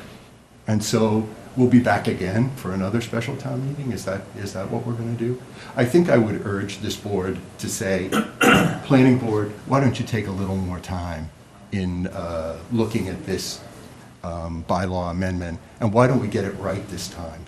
Why are we rushing to schedule a special town meeting to correct this flaw when this flaw is now going to be used in court to potentially kill the entire idea? So that's all I have to say about it. Phil, I have a question for you. Sure. My recollection from town meeting when this original article was discussed is that it was noted that the bylaw would affect at least 3 different nurseries. And, what are they? Which ones? I don't remember the names of all 3 of them. And I don't believe that any of them were identified. Well, I guess Thomas was. I don't remember the name of the 3rd one. But I remember 3 of them were... Thomas is pre-existing, non-conforming. They don't need a special permit. And no one has applied for one except Thayer. But no one having applied for one doesn't mean that the amendment doesn't apply to them. Which one is it? I don't Okay. know the answer to that question, but that's my recollection, is that testimony was entered at town meeting that said that it applied to 3 different landscaping businesses. And I've heard lots of testimony that turns out to be wrong. Okay. So I guess I would urge you to find out which ones they are. Which ones held a special permit in July of 2012 under this particular section of our zoning bylaws, section 3A7D. Find out. If you can find the 3, let me know what they are. Right. I'll agree again, since I've done it so many times, that I don't want to be zoning on a parcel basis, and I think it causes trouble, and we're trying to fix this as best we can and stick to the to what town meeting voted for and the essence of what they voted for back when this amendment was originally approved. So, I kind of feel like we're stuck in a situation here, and we're trying to do the best that we can with it. Does anybody else have any questions for Phil based on his comments? Well, I cross that area to go to Chickatawba from Unquity almost daily, and so I pass there. And I more than likely can't get up the road than not. The streets are very narrow. They're all potholes. They're a mess. I don't know who did that. I'm not saying the fair did it. But it's Lack of maintenance. But it's a mess. The streets are all cracked up. I can never get up that street without, and it's usually a fair truck that's parked in the way, and you have to wait for them to do whatever it is that they're doing. And I didn't know when I moved here the fair was so big. I didn't know that the nursery was so big and used so much of the streets as their own, but they do. I have gone in there, I've purchased things there, they're a lovely, lovely place, but I can't imagine living around there. It would be rough. Thayer, in their application, said that they have, in 2012, they distributed 1,000 cords of wood. That's basically 2 18-wheelers per week Yeah. of wood coming in. And you can imagine how many smaller trucks are going out. So Yes. if you want to know why the street is pockmarked, one part is maintenance, and they're only paying $19,000 in taxes. They're not even paying a commercial rate on the entire facility. Mm-hmm. And the other part is 18-wheelers and smaller Yes, trucks yeah. constantly running in and out. Yeah. So it's another example of how commercial, let's say, developments in certain areas of town have a detrimental effect that the tax revenue doesn't No. and cannot offset. But anyway, I think John wanted to mention some of the things about town meeting. Like, we have heard the town meeting intended this. Like, Alex. Let me has- just ask if anybody else has any questions for you, and then, Okay. and then I told John that he could. But Anybody else? Go ahead. Alex has said that they have gone ahead and issued a special permit to an entity that they know does not qualify because town meeting had expressed its will and they wanted. One thing I'd ask is, how do they know what the will of town meeting is? And the second thing is that there was an exchange that was authorized by town meeting. And the exchange was that they get the right to do certain things on their property that are not permitted under the 1938 zoning bylaw. And in exchange, neighbors get protection. And John will address protections from the special permit. Yeah, are you providing the statement from your attorney to this committee? I can email it to Lee Michael tomorrow. Thank you. Sure. Great. John, do you have some comments you want to make? Thank you. John Rowe, 23 Parkwood Drive. I'm here obviously to ask this committee to recommend to town meeting not to pass the zoning bylaw concerning Thayer for a couple of reasons. One, I think the process is flawed. It was only put together after a year-long hearing with Thayer, and town council advised the planning board that Thayer is not eligible for the permit. And so there was a scramble at the planning committee to get in front of the Board of Selectmen, to get a special town meeting put together, and to come up with an amendment that would cure the issue to allow Thayer to be eligible for the permit. And as Phil stated, even though the planning board admits that they're not eligible, they issued a permit. Now, town meeting voted in spring of 2014 to allow a change to the zoning bylaws to allow this commercial operation to exist at Thayer via special permit issued by the planning board.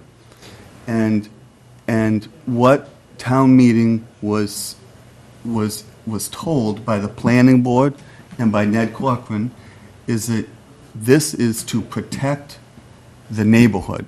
The reason why we're giving them the permit is to allow Thayer Nursery to operate a commercial business that's not permitted in a residential zone, a high-impact industrial commercial business, in exchange for protections to the neighbors.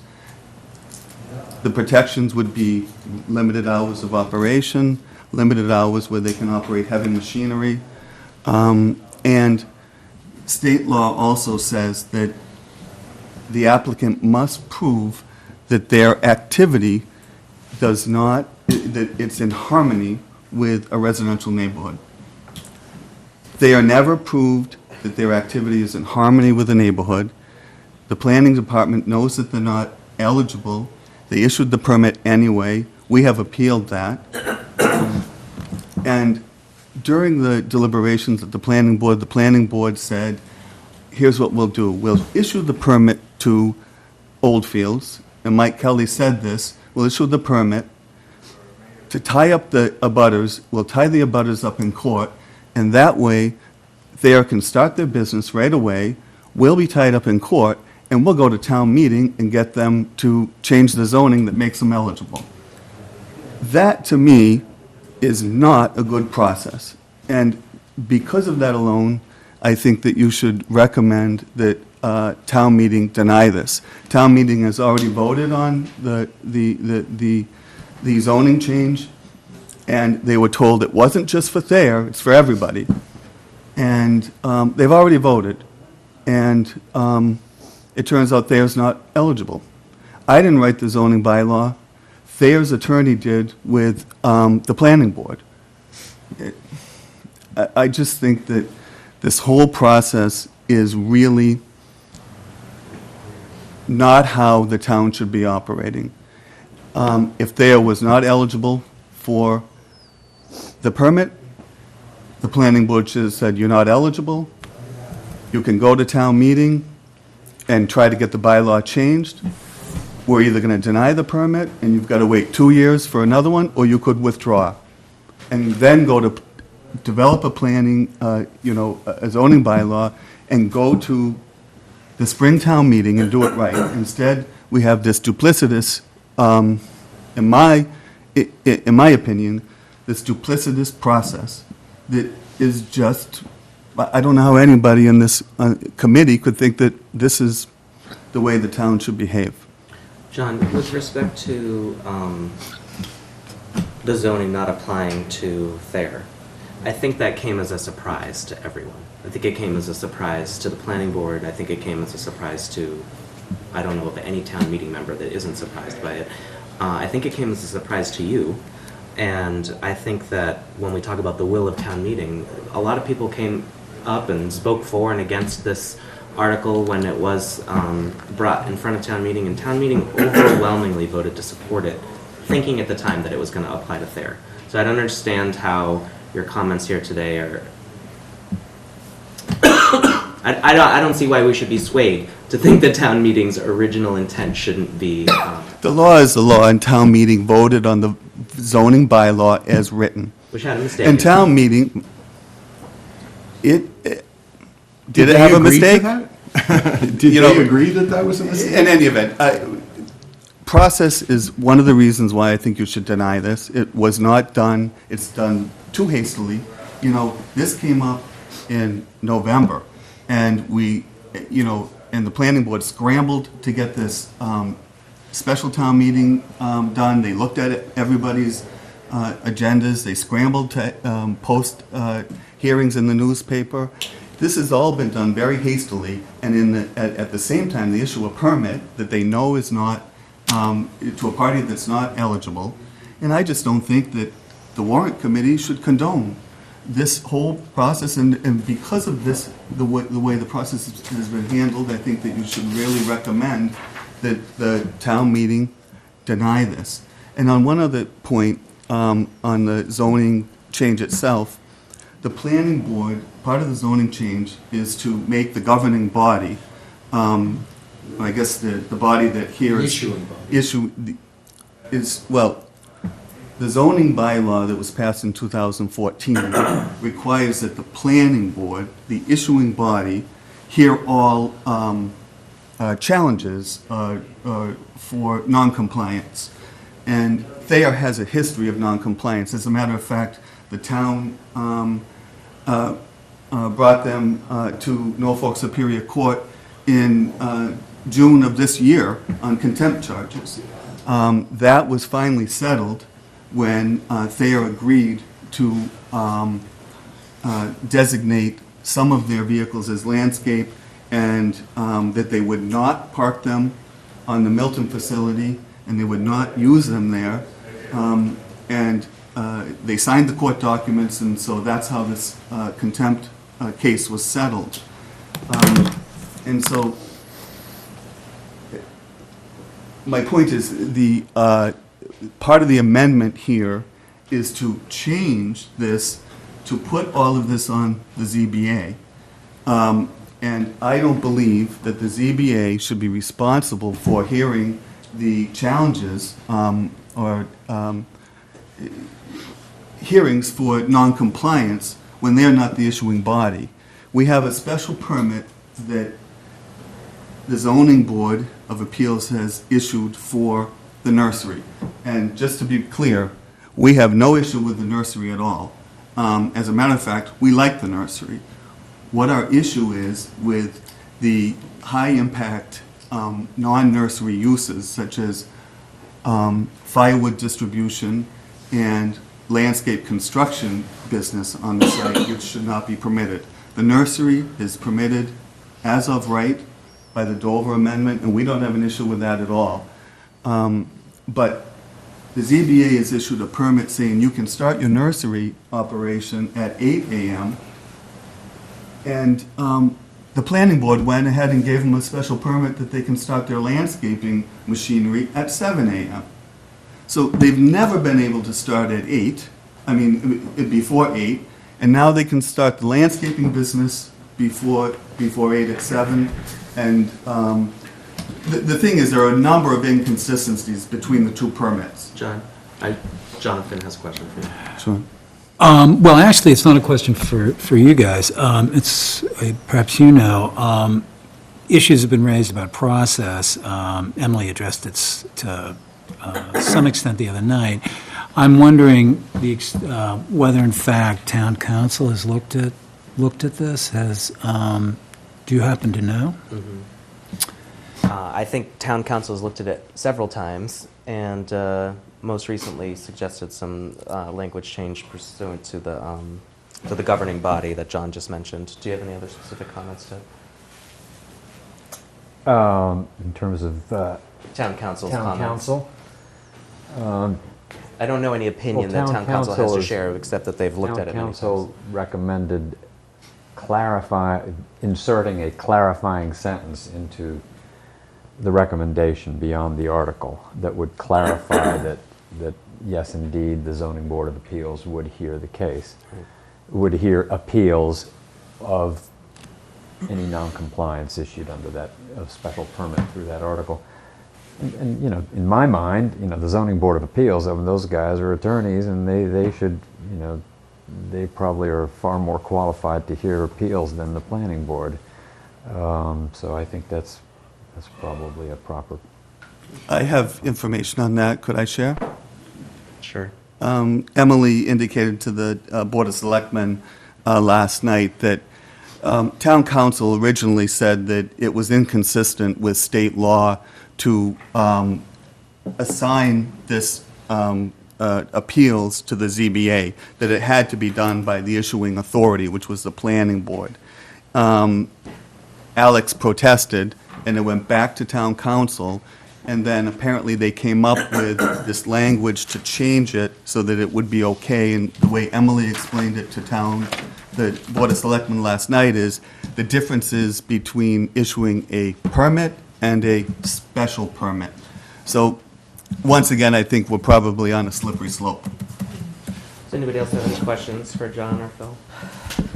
I guess I would like to make one comment to you, Lee Michael, and that is that we have, for other reasons, argued that Thayer does not qualify all along. So when you said it was a surprise, it really wasn't. We talked about their lack of qualification at the planning board meetings in February and March. And basically, the planning board blew it off. And then we continued to go through these hearings for an entire year. And finally, they come up with another problem with qualification. So it didn't surprise us at all. Our attorney has always argued that they don't qualify for other reasons. And that's why I'm saying to you, we may be back again at another special town meeting because you're going to have to solve that qualification problem. So, you know, the whole thing is all about zoning. Zoning there to protect us in a residential neighborhood. The zoning does not protect any business. In fact, commercial activity is not permitted. And so, you know, it is offered, the zoning offers no protection to any business. It only offers protection to us. And we're not being protected. That's To the all problem. residents, all of you. This could happen to you. And so, you know, everybody says, oh, commercial business, great. Oh, it'll bring in all this tax revenue. Guess what? Until it's next to you. When they open that Tedeschi's next to you, see how you feel, you know? Could I just quickly, one more comment on the tax revenue? This committee talked about the effect of the negative impact that changing the zoning, putting in spot zoning to allow this operation, the negative impact it would have to the residential property values of the abutters. The town of Milton has reduced my property value by 16%. This is pending right now in the appellate tax board because I've challenged that. And so the appellate tax board, because I was there, you know, appealing assessments prior years, within the last 2 years, and I won. The appellate tax board agreed with me, not the assessors. The town is in a position now where it has to defend what they've done, and so we're expecting the appellate tax board to make a decision probably in about 60 days. So what has happened is my values have decreased and the tax revenue at Thayer has not increased. So this is really a lose-lose for the town when it comes to tax revenue. Furthermore, when this was sold to town meeting, you know, they said that Thayer would have to register their commercial vehicles as commercial and pay excise tax to the town. This has not happened. Thayer still does not pay any excise tax on any of their vehicles. You and I do. We have a revenue problem in this town, and we want to have an override, and yet we can't collect taxes that are due. So, you know, what I'm talking about here is it's almost like town meeting was sold a bill of goods. And is this another bill of goods? You know, when is the town going to get serious about collecting excise tax on commercial vehicles? All right, I'm going to call for a final call for questions for these gentlemen. All right, thank you both for Should coming we wait in. for Emily? I'm going to suggest that we recess for a few minutes while I try to contact Emily, and we can take a quick break. Because if she comes, I mean, can we have the opportunity have to talk sure. again? Okay. So, guys, why don't we go to recess?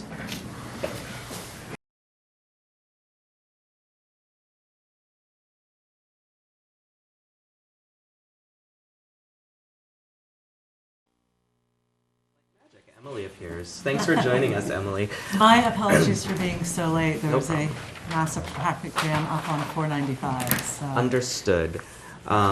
We just heard from some residents concerning the article regarding Thayer, and earlier we heard a presentation from Ned and took some comments from neighbors and citizens from Milton concerning the proposed project for the ice house. And now we would love to hear an update from you on what occurred at the planning board. Great, I'm happy to give that. As you know, we introduced at least the 2 planning board articles on Monday, so I won't go through that again, although happy to answer questions on the change to section 3A and 3N of the zoning bylaws. The planning board did approve the additional language from town council, so our recommendation to you and to the town meeting is that revised language. And I think, Ted, you had gotten a copy on Monday. I don't know if that's since been distributed to the whole warrant committee. On Section 3, subsection J, the amendments to that bylaw, the planning board voted to recommend to both you and to town meeting the language that is in the article. We had no changes to that.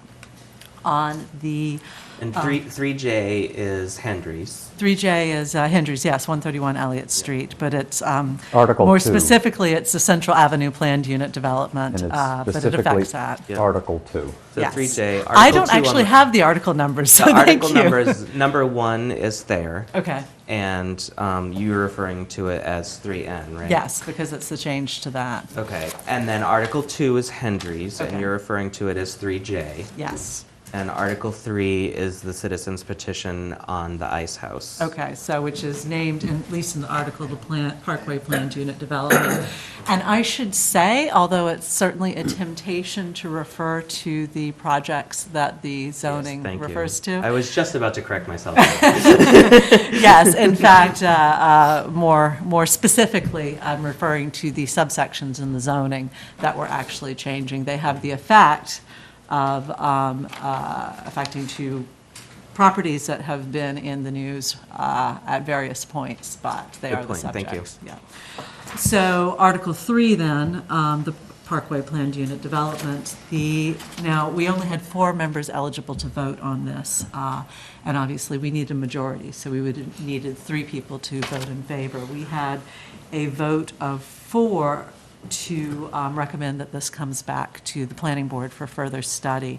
And I think what was interesting about that is each of the 4 voting for that had a different reason for why they wanted it to come back to the planning board for additional study. On the one hand, and I think this is an argument that you have probably been hearing over the last few months. I know it's an argument that's been, or a discussion, I should say, that's been moving through the town, the idea of general bylaws that apply to the town as a whole or more broadly across certain districts versus bylaws that are specific to a certain area. For example, to take Section 3, subsection J, which is a Central Avenue Planned Unit Development, that actually was designed to apply to 3 different parcels within Central Avenue.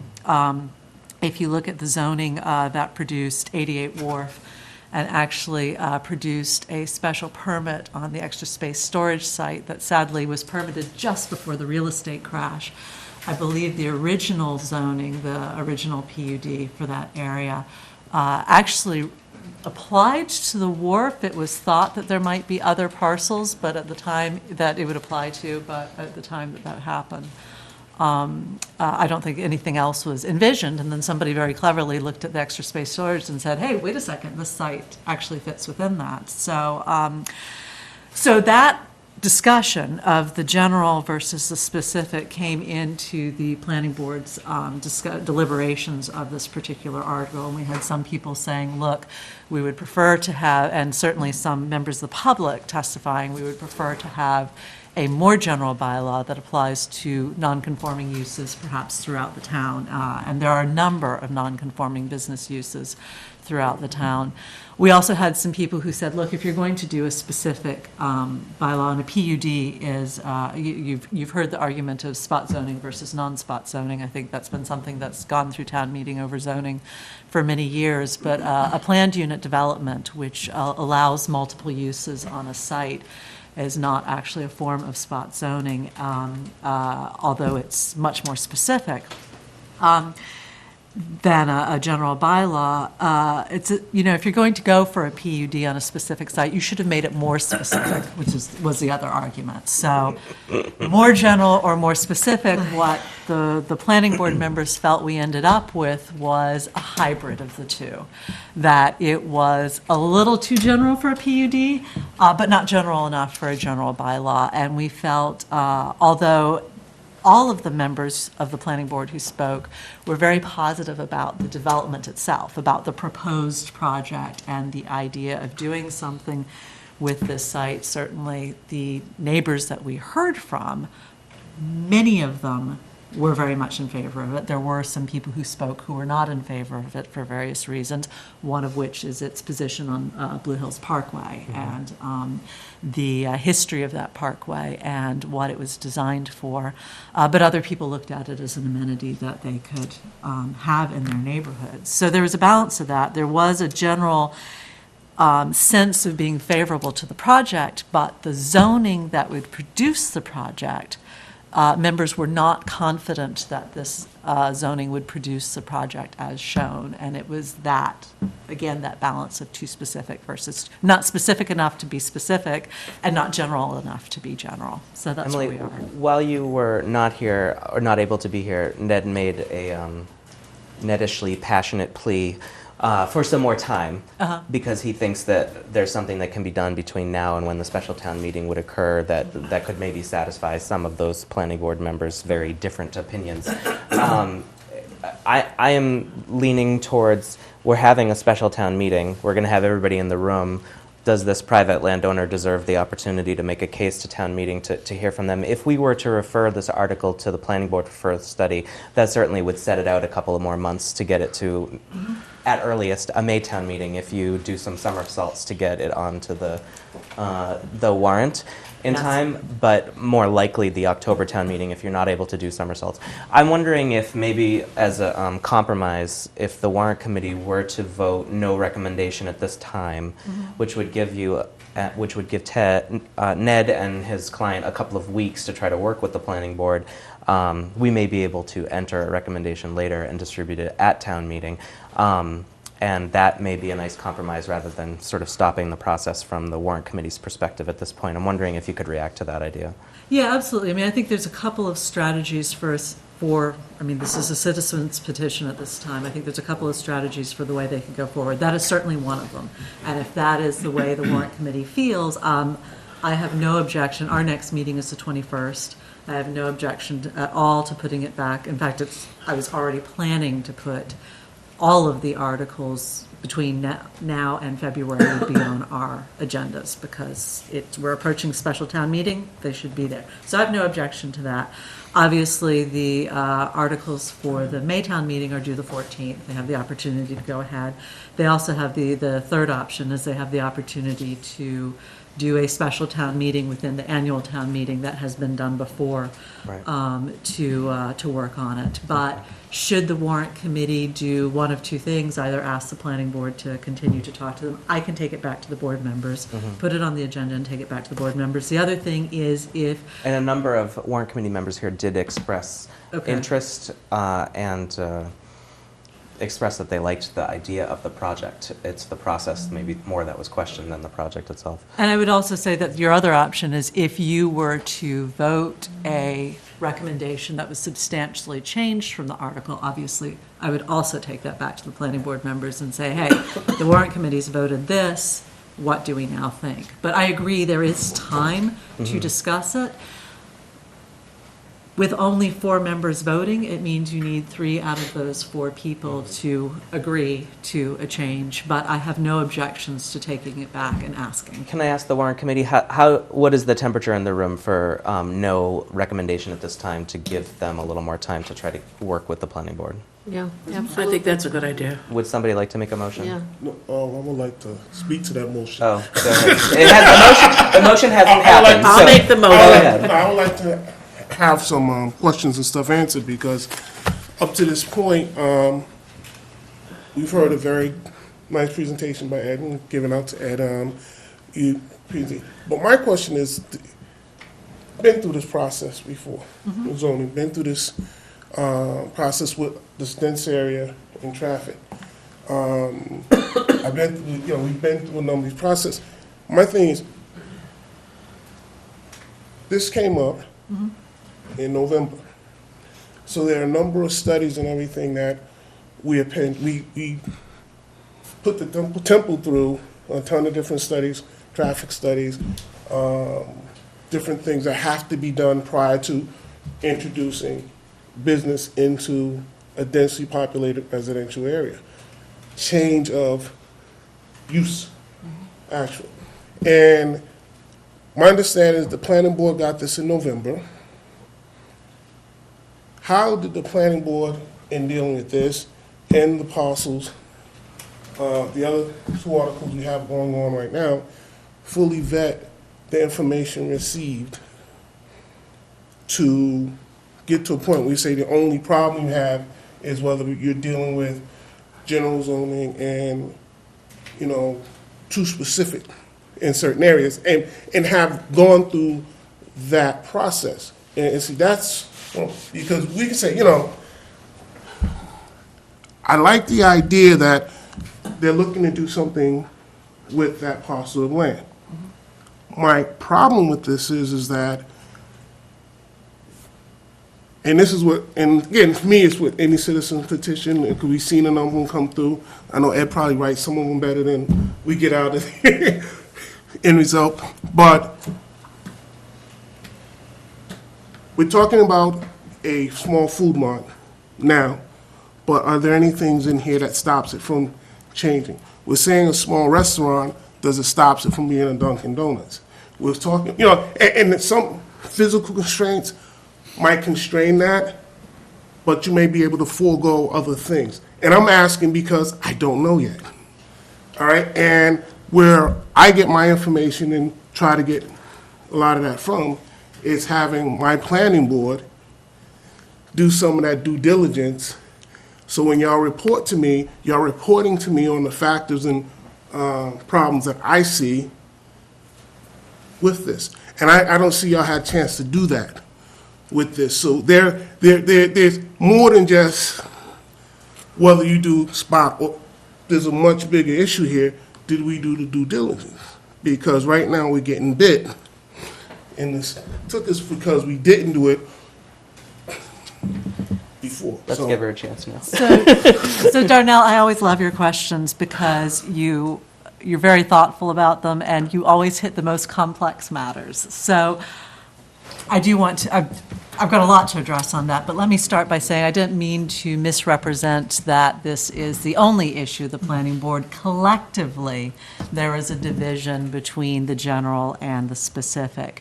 Individually, certain members had submitted long lists of comments of specific items that they had not been happy with. One of the members unfortunately only submitted those items last night, so the board did not get a chance to go through every single one of them. So individually, each member has his or her own set of questions or concerns. So that's part of your answer to the vetting. But because collectively there was a clear sense that for whatever individual reason, we weren't ready for this to go forward. Collectively, we all agreed we weren't ready to go forward. So the individual ones haven't been hashed out to find that area of compromise. On the plan, there's a couple of larger issues that I want to talk to, and I think some of them I said last night, which is we have a master plan now. I said last night, and I will reiterate, anybody who is thinking of bringing a project, whether it's one under existing zoning or one where they would like to propose zoning, should really be going through the master plan and saying how they are consistent with it. Because the whole point of a master plan is to be guiding the land use and development and the associated effect on municipal services that happen in the future. And we did have a number of people at last night's meeting, some of them referring to it in general and some of them in specific, going back to the master plan and looking at what was in there and either raising support or objections based on that. The other thing I want to touch on, because I think it's a common confusion when dealing with zoning versus special permitting, is the level of detail that happens at each stage. And so we did put, when the temple was looking to do their change, we did put them through a lot of hoops, because in that case, it was, and by we, I don't mean just the planning board, I mean collectively the town did. And in part, that was because it was an institutional use changing to a commercial use that, depending on your point of view, was going to have a greater impact on the neighborhood. And that neighborhood, I think at one point in town meeting, were actually fairly well split. It was kind of interesting, and I've seen that split happen on other projects as well. But the level of hoops you put somebody through for zoning is different from the level of hoops that you generally put them through for a special permit. And so the idea of creating, when you create good zoning, it has to be at a level that is, and this is where we get back to the general and the specific enough, though, that you understand what you're going to get from that, whether it's an as of right on a single-family home, and we have a surprising amount of regulations on a single-family home if you look into the zoning, or it's by a special permit. You have to make it general enough so that, or specific enough that you know what's going to happen, without making it so specific that you have to come back and change the zoning as with Section 3, subsection J. This is, I think, the third time we've changed the zoning for the Central Avenue PUD. And one of the reasons for that is because the 3 parcels in Central Avenue are very, very different. And so what worked for one parcel after the ULI technical assistance program that helped lead to this zoning, what worked for one parcel simply couldn't work for the others. If we were doing it over again, we might consider having done fit studies on all 3 parcels that we were looking to revitalize and see how you would write zoning that would match all 3 parcels initially. But that wasn't done at the time. We didn't think to do fit studies. So that's my I think the extra on crux that. of Darnell's question Yes. and of your answer is that more time would be better than less time. And so That would I'm be a going to good summary. recognize Betty. I was just going to put the you wanted a motion, so I'm just making the motion. Could you say what the motion is? That we give the planning board a couple more weeks, so we're going to, No recommendation. no recommendation at this time. Have a second? Second. Any discussion? All in favor? Unanimous. Thank you. All right. Okay. Number 2, Yes. which is 3J. Yes. The planning board voted to approve the language as is, and I think you have it if you wake up your computer, the language on the screen. Does anybody have any questions, further questions for Emily, beyond what was presented earlier this week and what she mentioned tonight about Article 2? If not, I'd entertain a motion to approve the article as written. Perhaps? I'll make that motion. Thank you, Betty. Second. Thank you, Jonathan. Any discussion? All those in, oh, you have a discussion? Yeah, another question.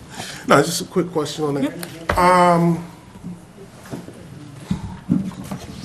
How far along are we right now with the developer on making this happen, as opposed to some of the dances and stuff we've been going through over the last couple of years of, you know, I'm gonna take my basketball and go home and all this. Where are we right now? And because like I said, I have a sore arm as far as this thing is concerned. I remember you saying that. And Yeah. So short answer, my understanding from Alex and Katie is, who have been dealing with the developer for their respective boards, is the same as you heard on Monday, is that this is one option that they feel would bring the developer back to the table for a mixed-use project that most people want. But he is also proceeding with the appeal on the 40B because he wants the ability to have both options. This may fall through, in which case he has to continue with his 40B. So passing this is no guarantee, because you can never guarantee that somebody else is going to come to the table, but it is a strong statement that the town would like, A, something to happen, and B, a mixed-use development to happen. And as many of you may know, we denied the original special permit application because it didn't meet certain zoning provisions. I actually went back to my notes from that and double-checked what this article against that, and it appears to have addressed all of the issues, or all of the issues that were zoning issues from that time. So I would expect that it could go through and meet what I have heard is it would meet what's in here, the current proposal that's out there. But I can't guarantee that anybody's going to Great. come to the table. So, Any further discussion? All those in favor? Ted is out of the room, so we'll call it abstain, I guess. Any opposed? Do you want to vote in favor or abstain or oppose from Article 2? Henry's, I would love to get this moving. I vote in favor. That's unanimous. Okay. Thank you. With regard to Article 1, 3N, to recap, the planning board did vote to move this forward with the one change from the attorney. And Yes. do you have the most recent I do. language? Okay. Does anybody have any further questions for Emily on Article 1, 3N? Okay, so everybody's seen the article, and then everybody saw the letter from town council suggesting the inclusion of that clarifying sentence. And as we suspected, they're asking to put it in at the end of the first paragraph. And so this is the new language here.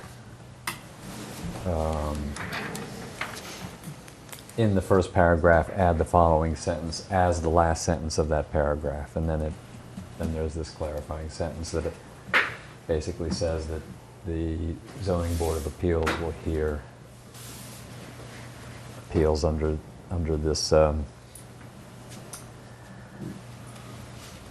Even if they're not the permit granting authority, they're considered as such for the purpose of appeals. So, anybody have questions? Darnell? It's been brought to our attention this evening that even if this goes through, even if we pass this and this happens, that there are other issues right now outstanding with this that we might be here for, is it the fourth bite at this apple? Whatever you call it, I'm tired of making puns, but there are other things that are in the pipeline. Can you give me an update on where the planning board stands compared to some of the, and I wish we were here early, some of the different issues that were brought to the front of this board today? So, And it's okay. basically saying that there are other issues that do not allow Thayer to qualify for this special permit. And I can't, wish you were here because the gentleman had spoke about this evening, and we wanted to know, 'cause I understand they had spoke with you about the planning board about these issues as well. And where are we with legal counsel and with the planning board based on some of the things we heard tonight? So the planning board, as I stated on Monday, has issued a special permit. And so Thayer can operate under said special permit.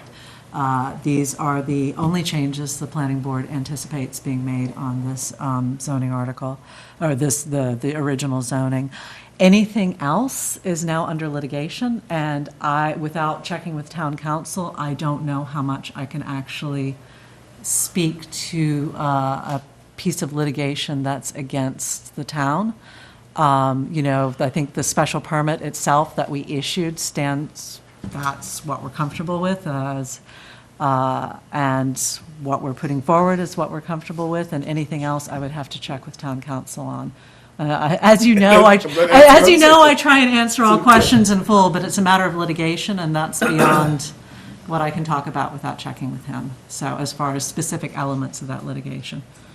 So, and I'm Phil. sorry, but, yeah. Phil? Let me try this one and see if this involves litigation. Other Phil. Matthews. Has legal counsel given you an opinion about whether voting on the permit under an old article and then changing that article at town meeting presents any potential legal problems? They would have to reapply under the new zoning, because it is a change to the zoning. If they want to be bound by the new zoning, they would have to reapply, and I think I stated this Monday night, they would have to reapply under the new zoning, submit an application. Planning board would have to hold a public hearing, as it does with every other application for a special permit, and then decide whether or not to grant the special permit under the new zoning.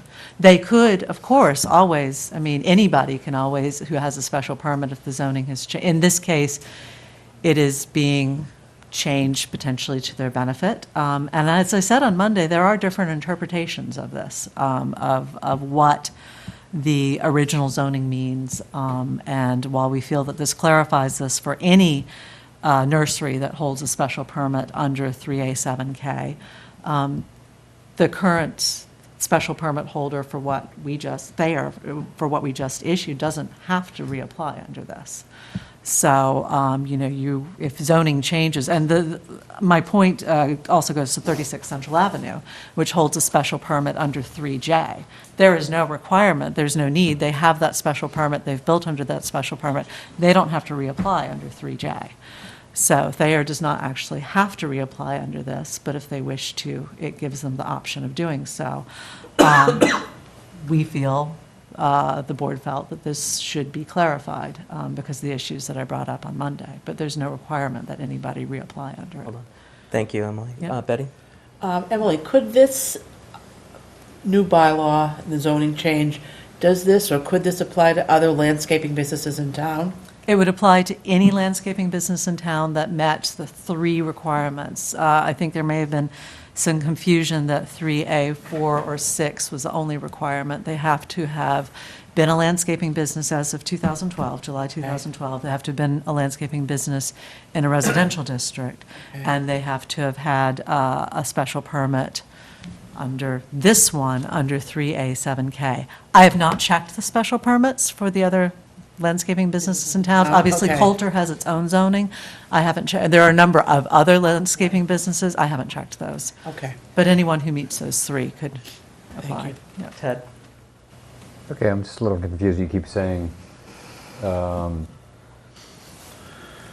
holding a special permit under 3A7K. Yes. Okay. This amendment starts out by deleting subsection 3A7K. No. So Sorry, I was looking at the think wrong you're one. It's looking at 3A7D is what I meant to say. My apologies. Thank you. It's a special permit under 3A7D. That's what I get for doing 2 meetings in one night. Thank you for the clarification, Ted. Other questions for Emily?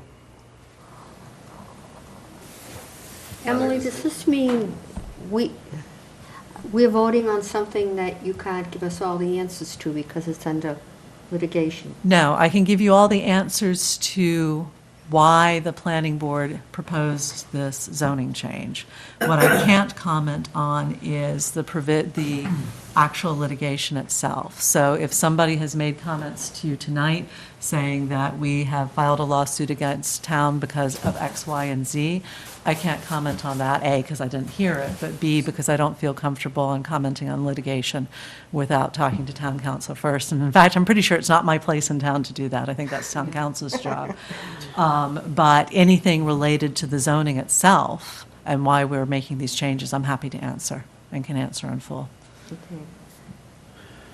Okay. Can I ask you just why, what prompted all of the landscaping firms now to have this right? So my understanding is that it was a lawsuit, and I have not studied up on the lawsuit recently. It was a while back that I looked at it.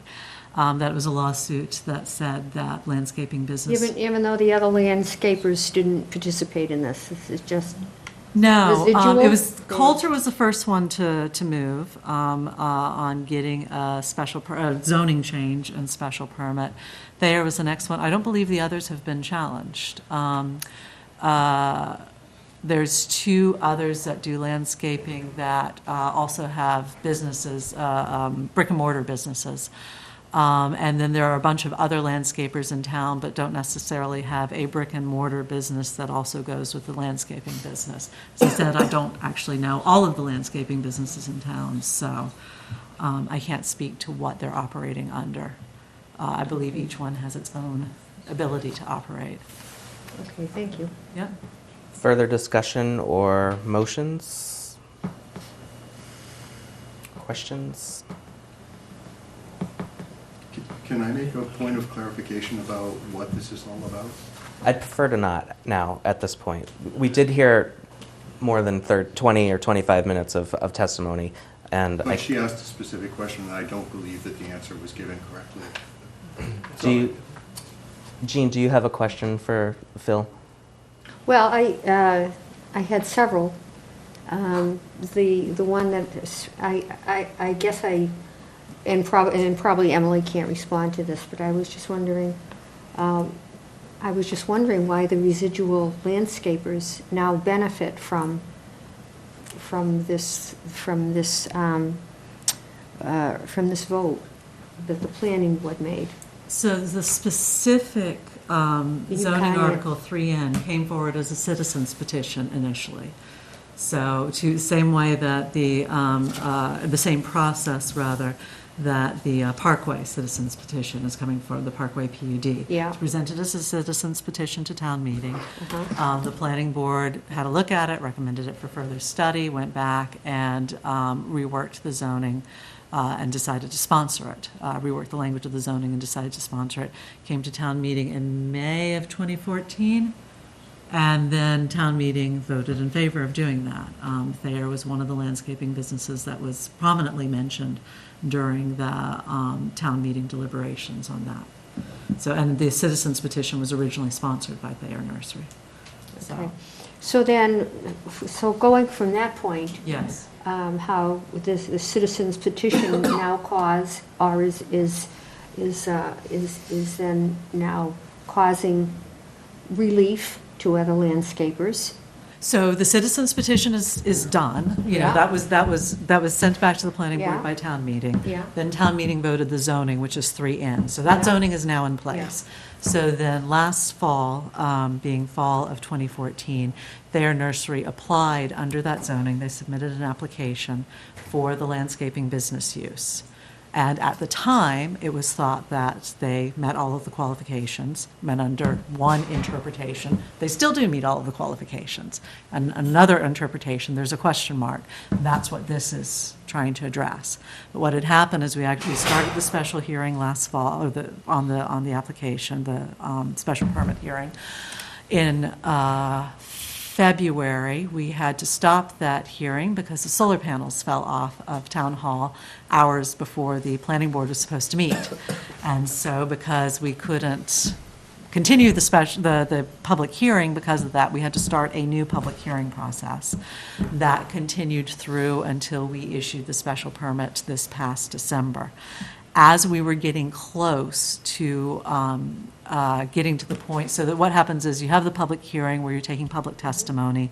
Generally, questions are brought up during the public hearing that you have the applicant answer. It takes time for them to come back with the answers. Some public hearings, you get the questions answered faster than others. This one took a while. Also, planning board members, as we got more information, had additional questions. What happens is, at some point, the public hearing is closed. When the planning board feels that they've received all of the information, all the questions, in their opinion, have been answered, you close the public hearing, and then the planning board begins its process of deliberation. So as we were getting close to where the public hearing would be closed and we would begin our deliberations, this potential problem, this question over 3A, 4, and 6 was brought to my attention as chair. And I had a look at it and agreed that it was a question and took it to town council, who also agreed it was a question. And then I disclosed it to the board, because obviously if you find out something that might change the other members' votes, you have to disclose it to them. And asked the board how they felt about continuing with the process, given a number of things. One is the fact that a question had arisen. One is the clear intent at town meeting and discussion of Thayer that they wanted Thayer to be able to apply.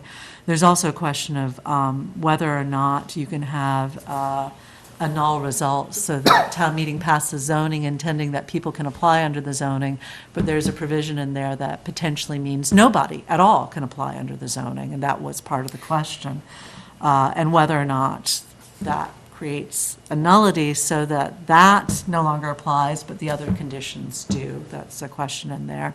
And also the issue of equity. We've been going for almost a year on the special permit process. The applicant, the abutters, other members of the public and of the neighborhood had put significant time and in some cases significant money into it.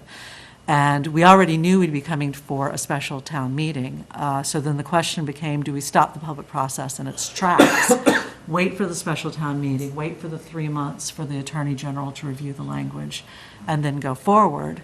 Or do we continue with the process? Because at that time, it was not certain that the planning board was going to grant a special permit. We still hadn't gone through all the conditions we were going to impose, and whether or not the applicant would actually accept our conditions. And so the planning board, I polled the members, they wanted to continue with the process. I asked the applicants, because obviously their investment is on the line, whether they wanted to continue with the process, and they did. Ultimately, we came to agreement. It took a couple of meetings on the conditions that we would impose, and the applicant accepted those conditions, and we issued a special permit. But at the time we made the decision to go forward, that wasn't necessarily guaranteed. Thank So, you. yeah. Appreciate it. Oh, Chuck, did you have a question? I don't have a question. I'd like to make a motion. Okay. To approve the amendment as written. Second. Any more discussion? All those in favor? 6. All those opposed? 4. Any abstains? Okay, the motion carries. Can I get a motion to adjourn? Motion to adjourn. Second. All those in favor? We are adjourned. Thank you. Thank you very much.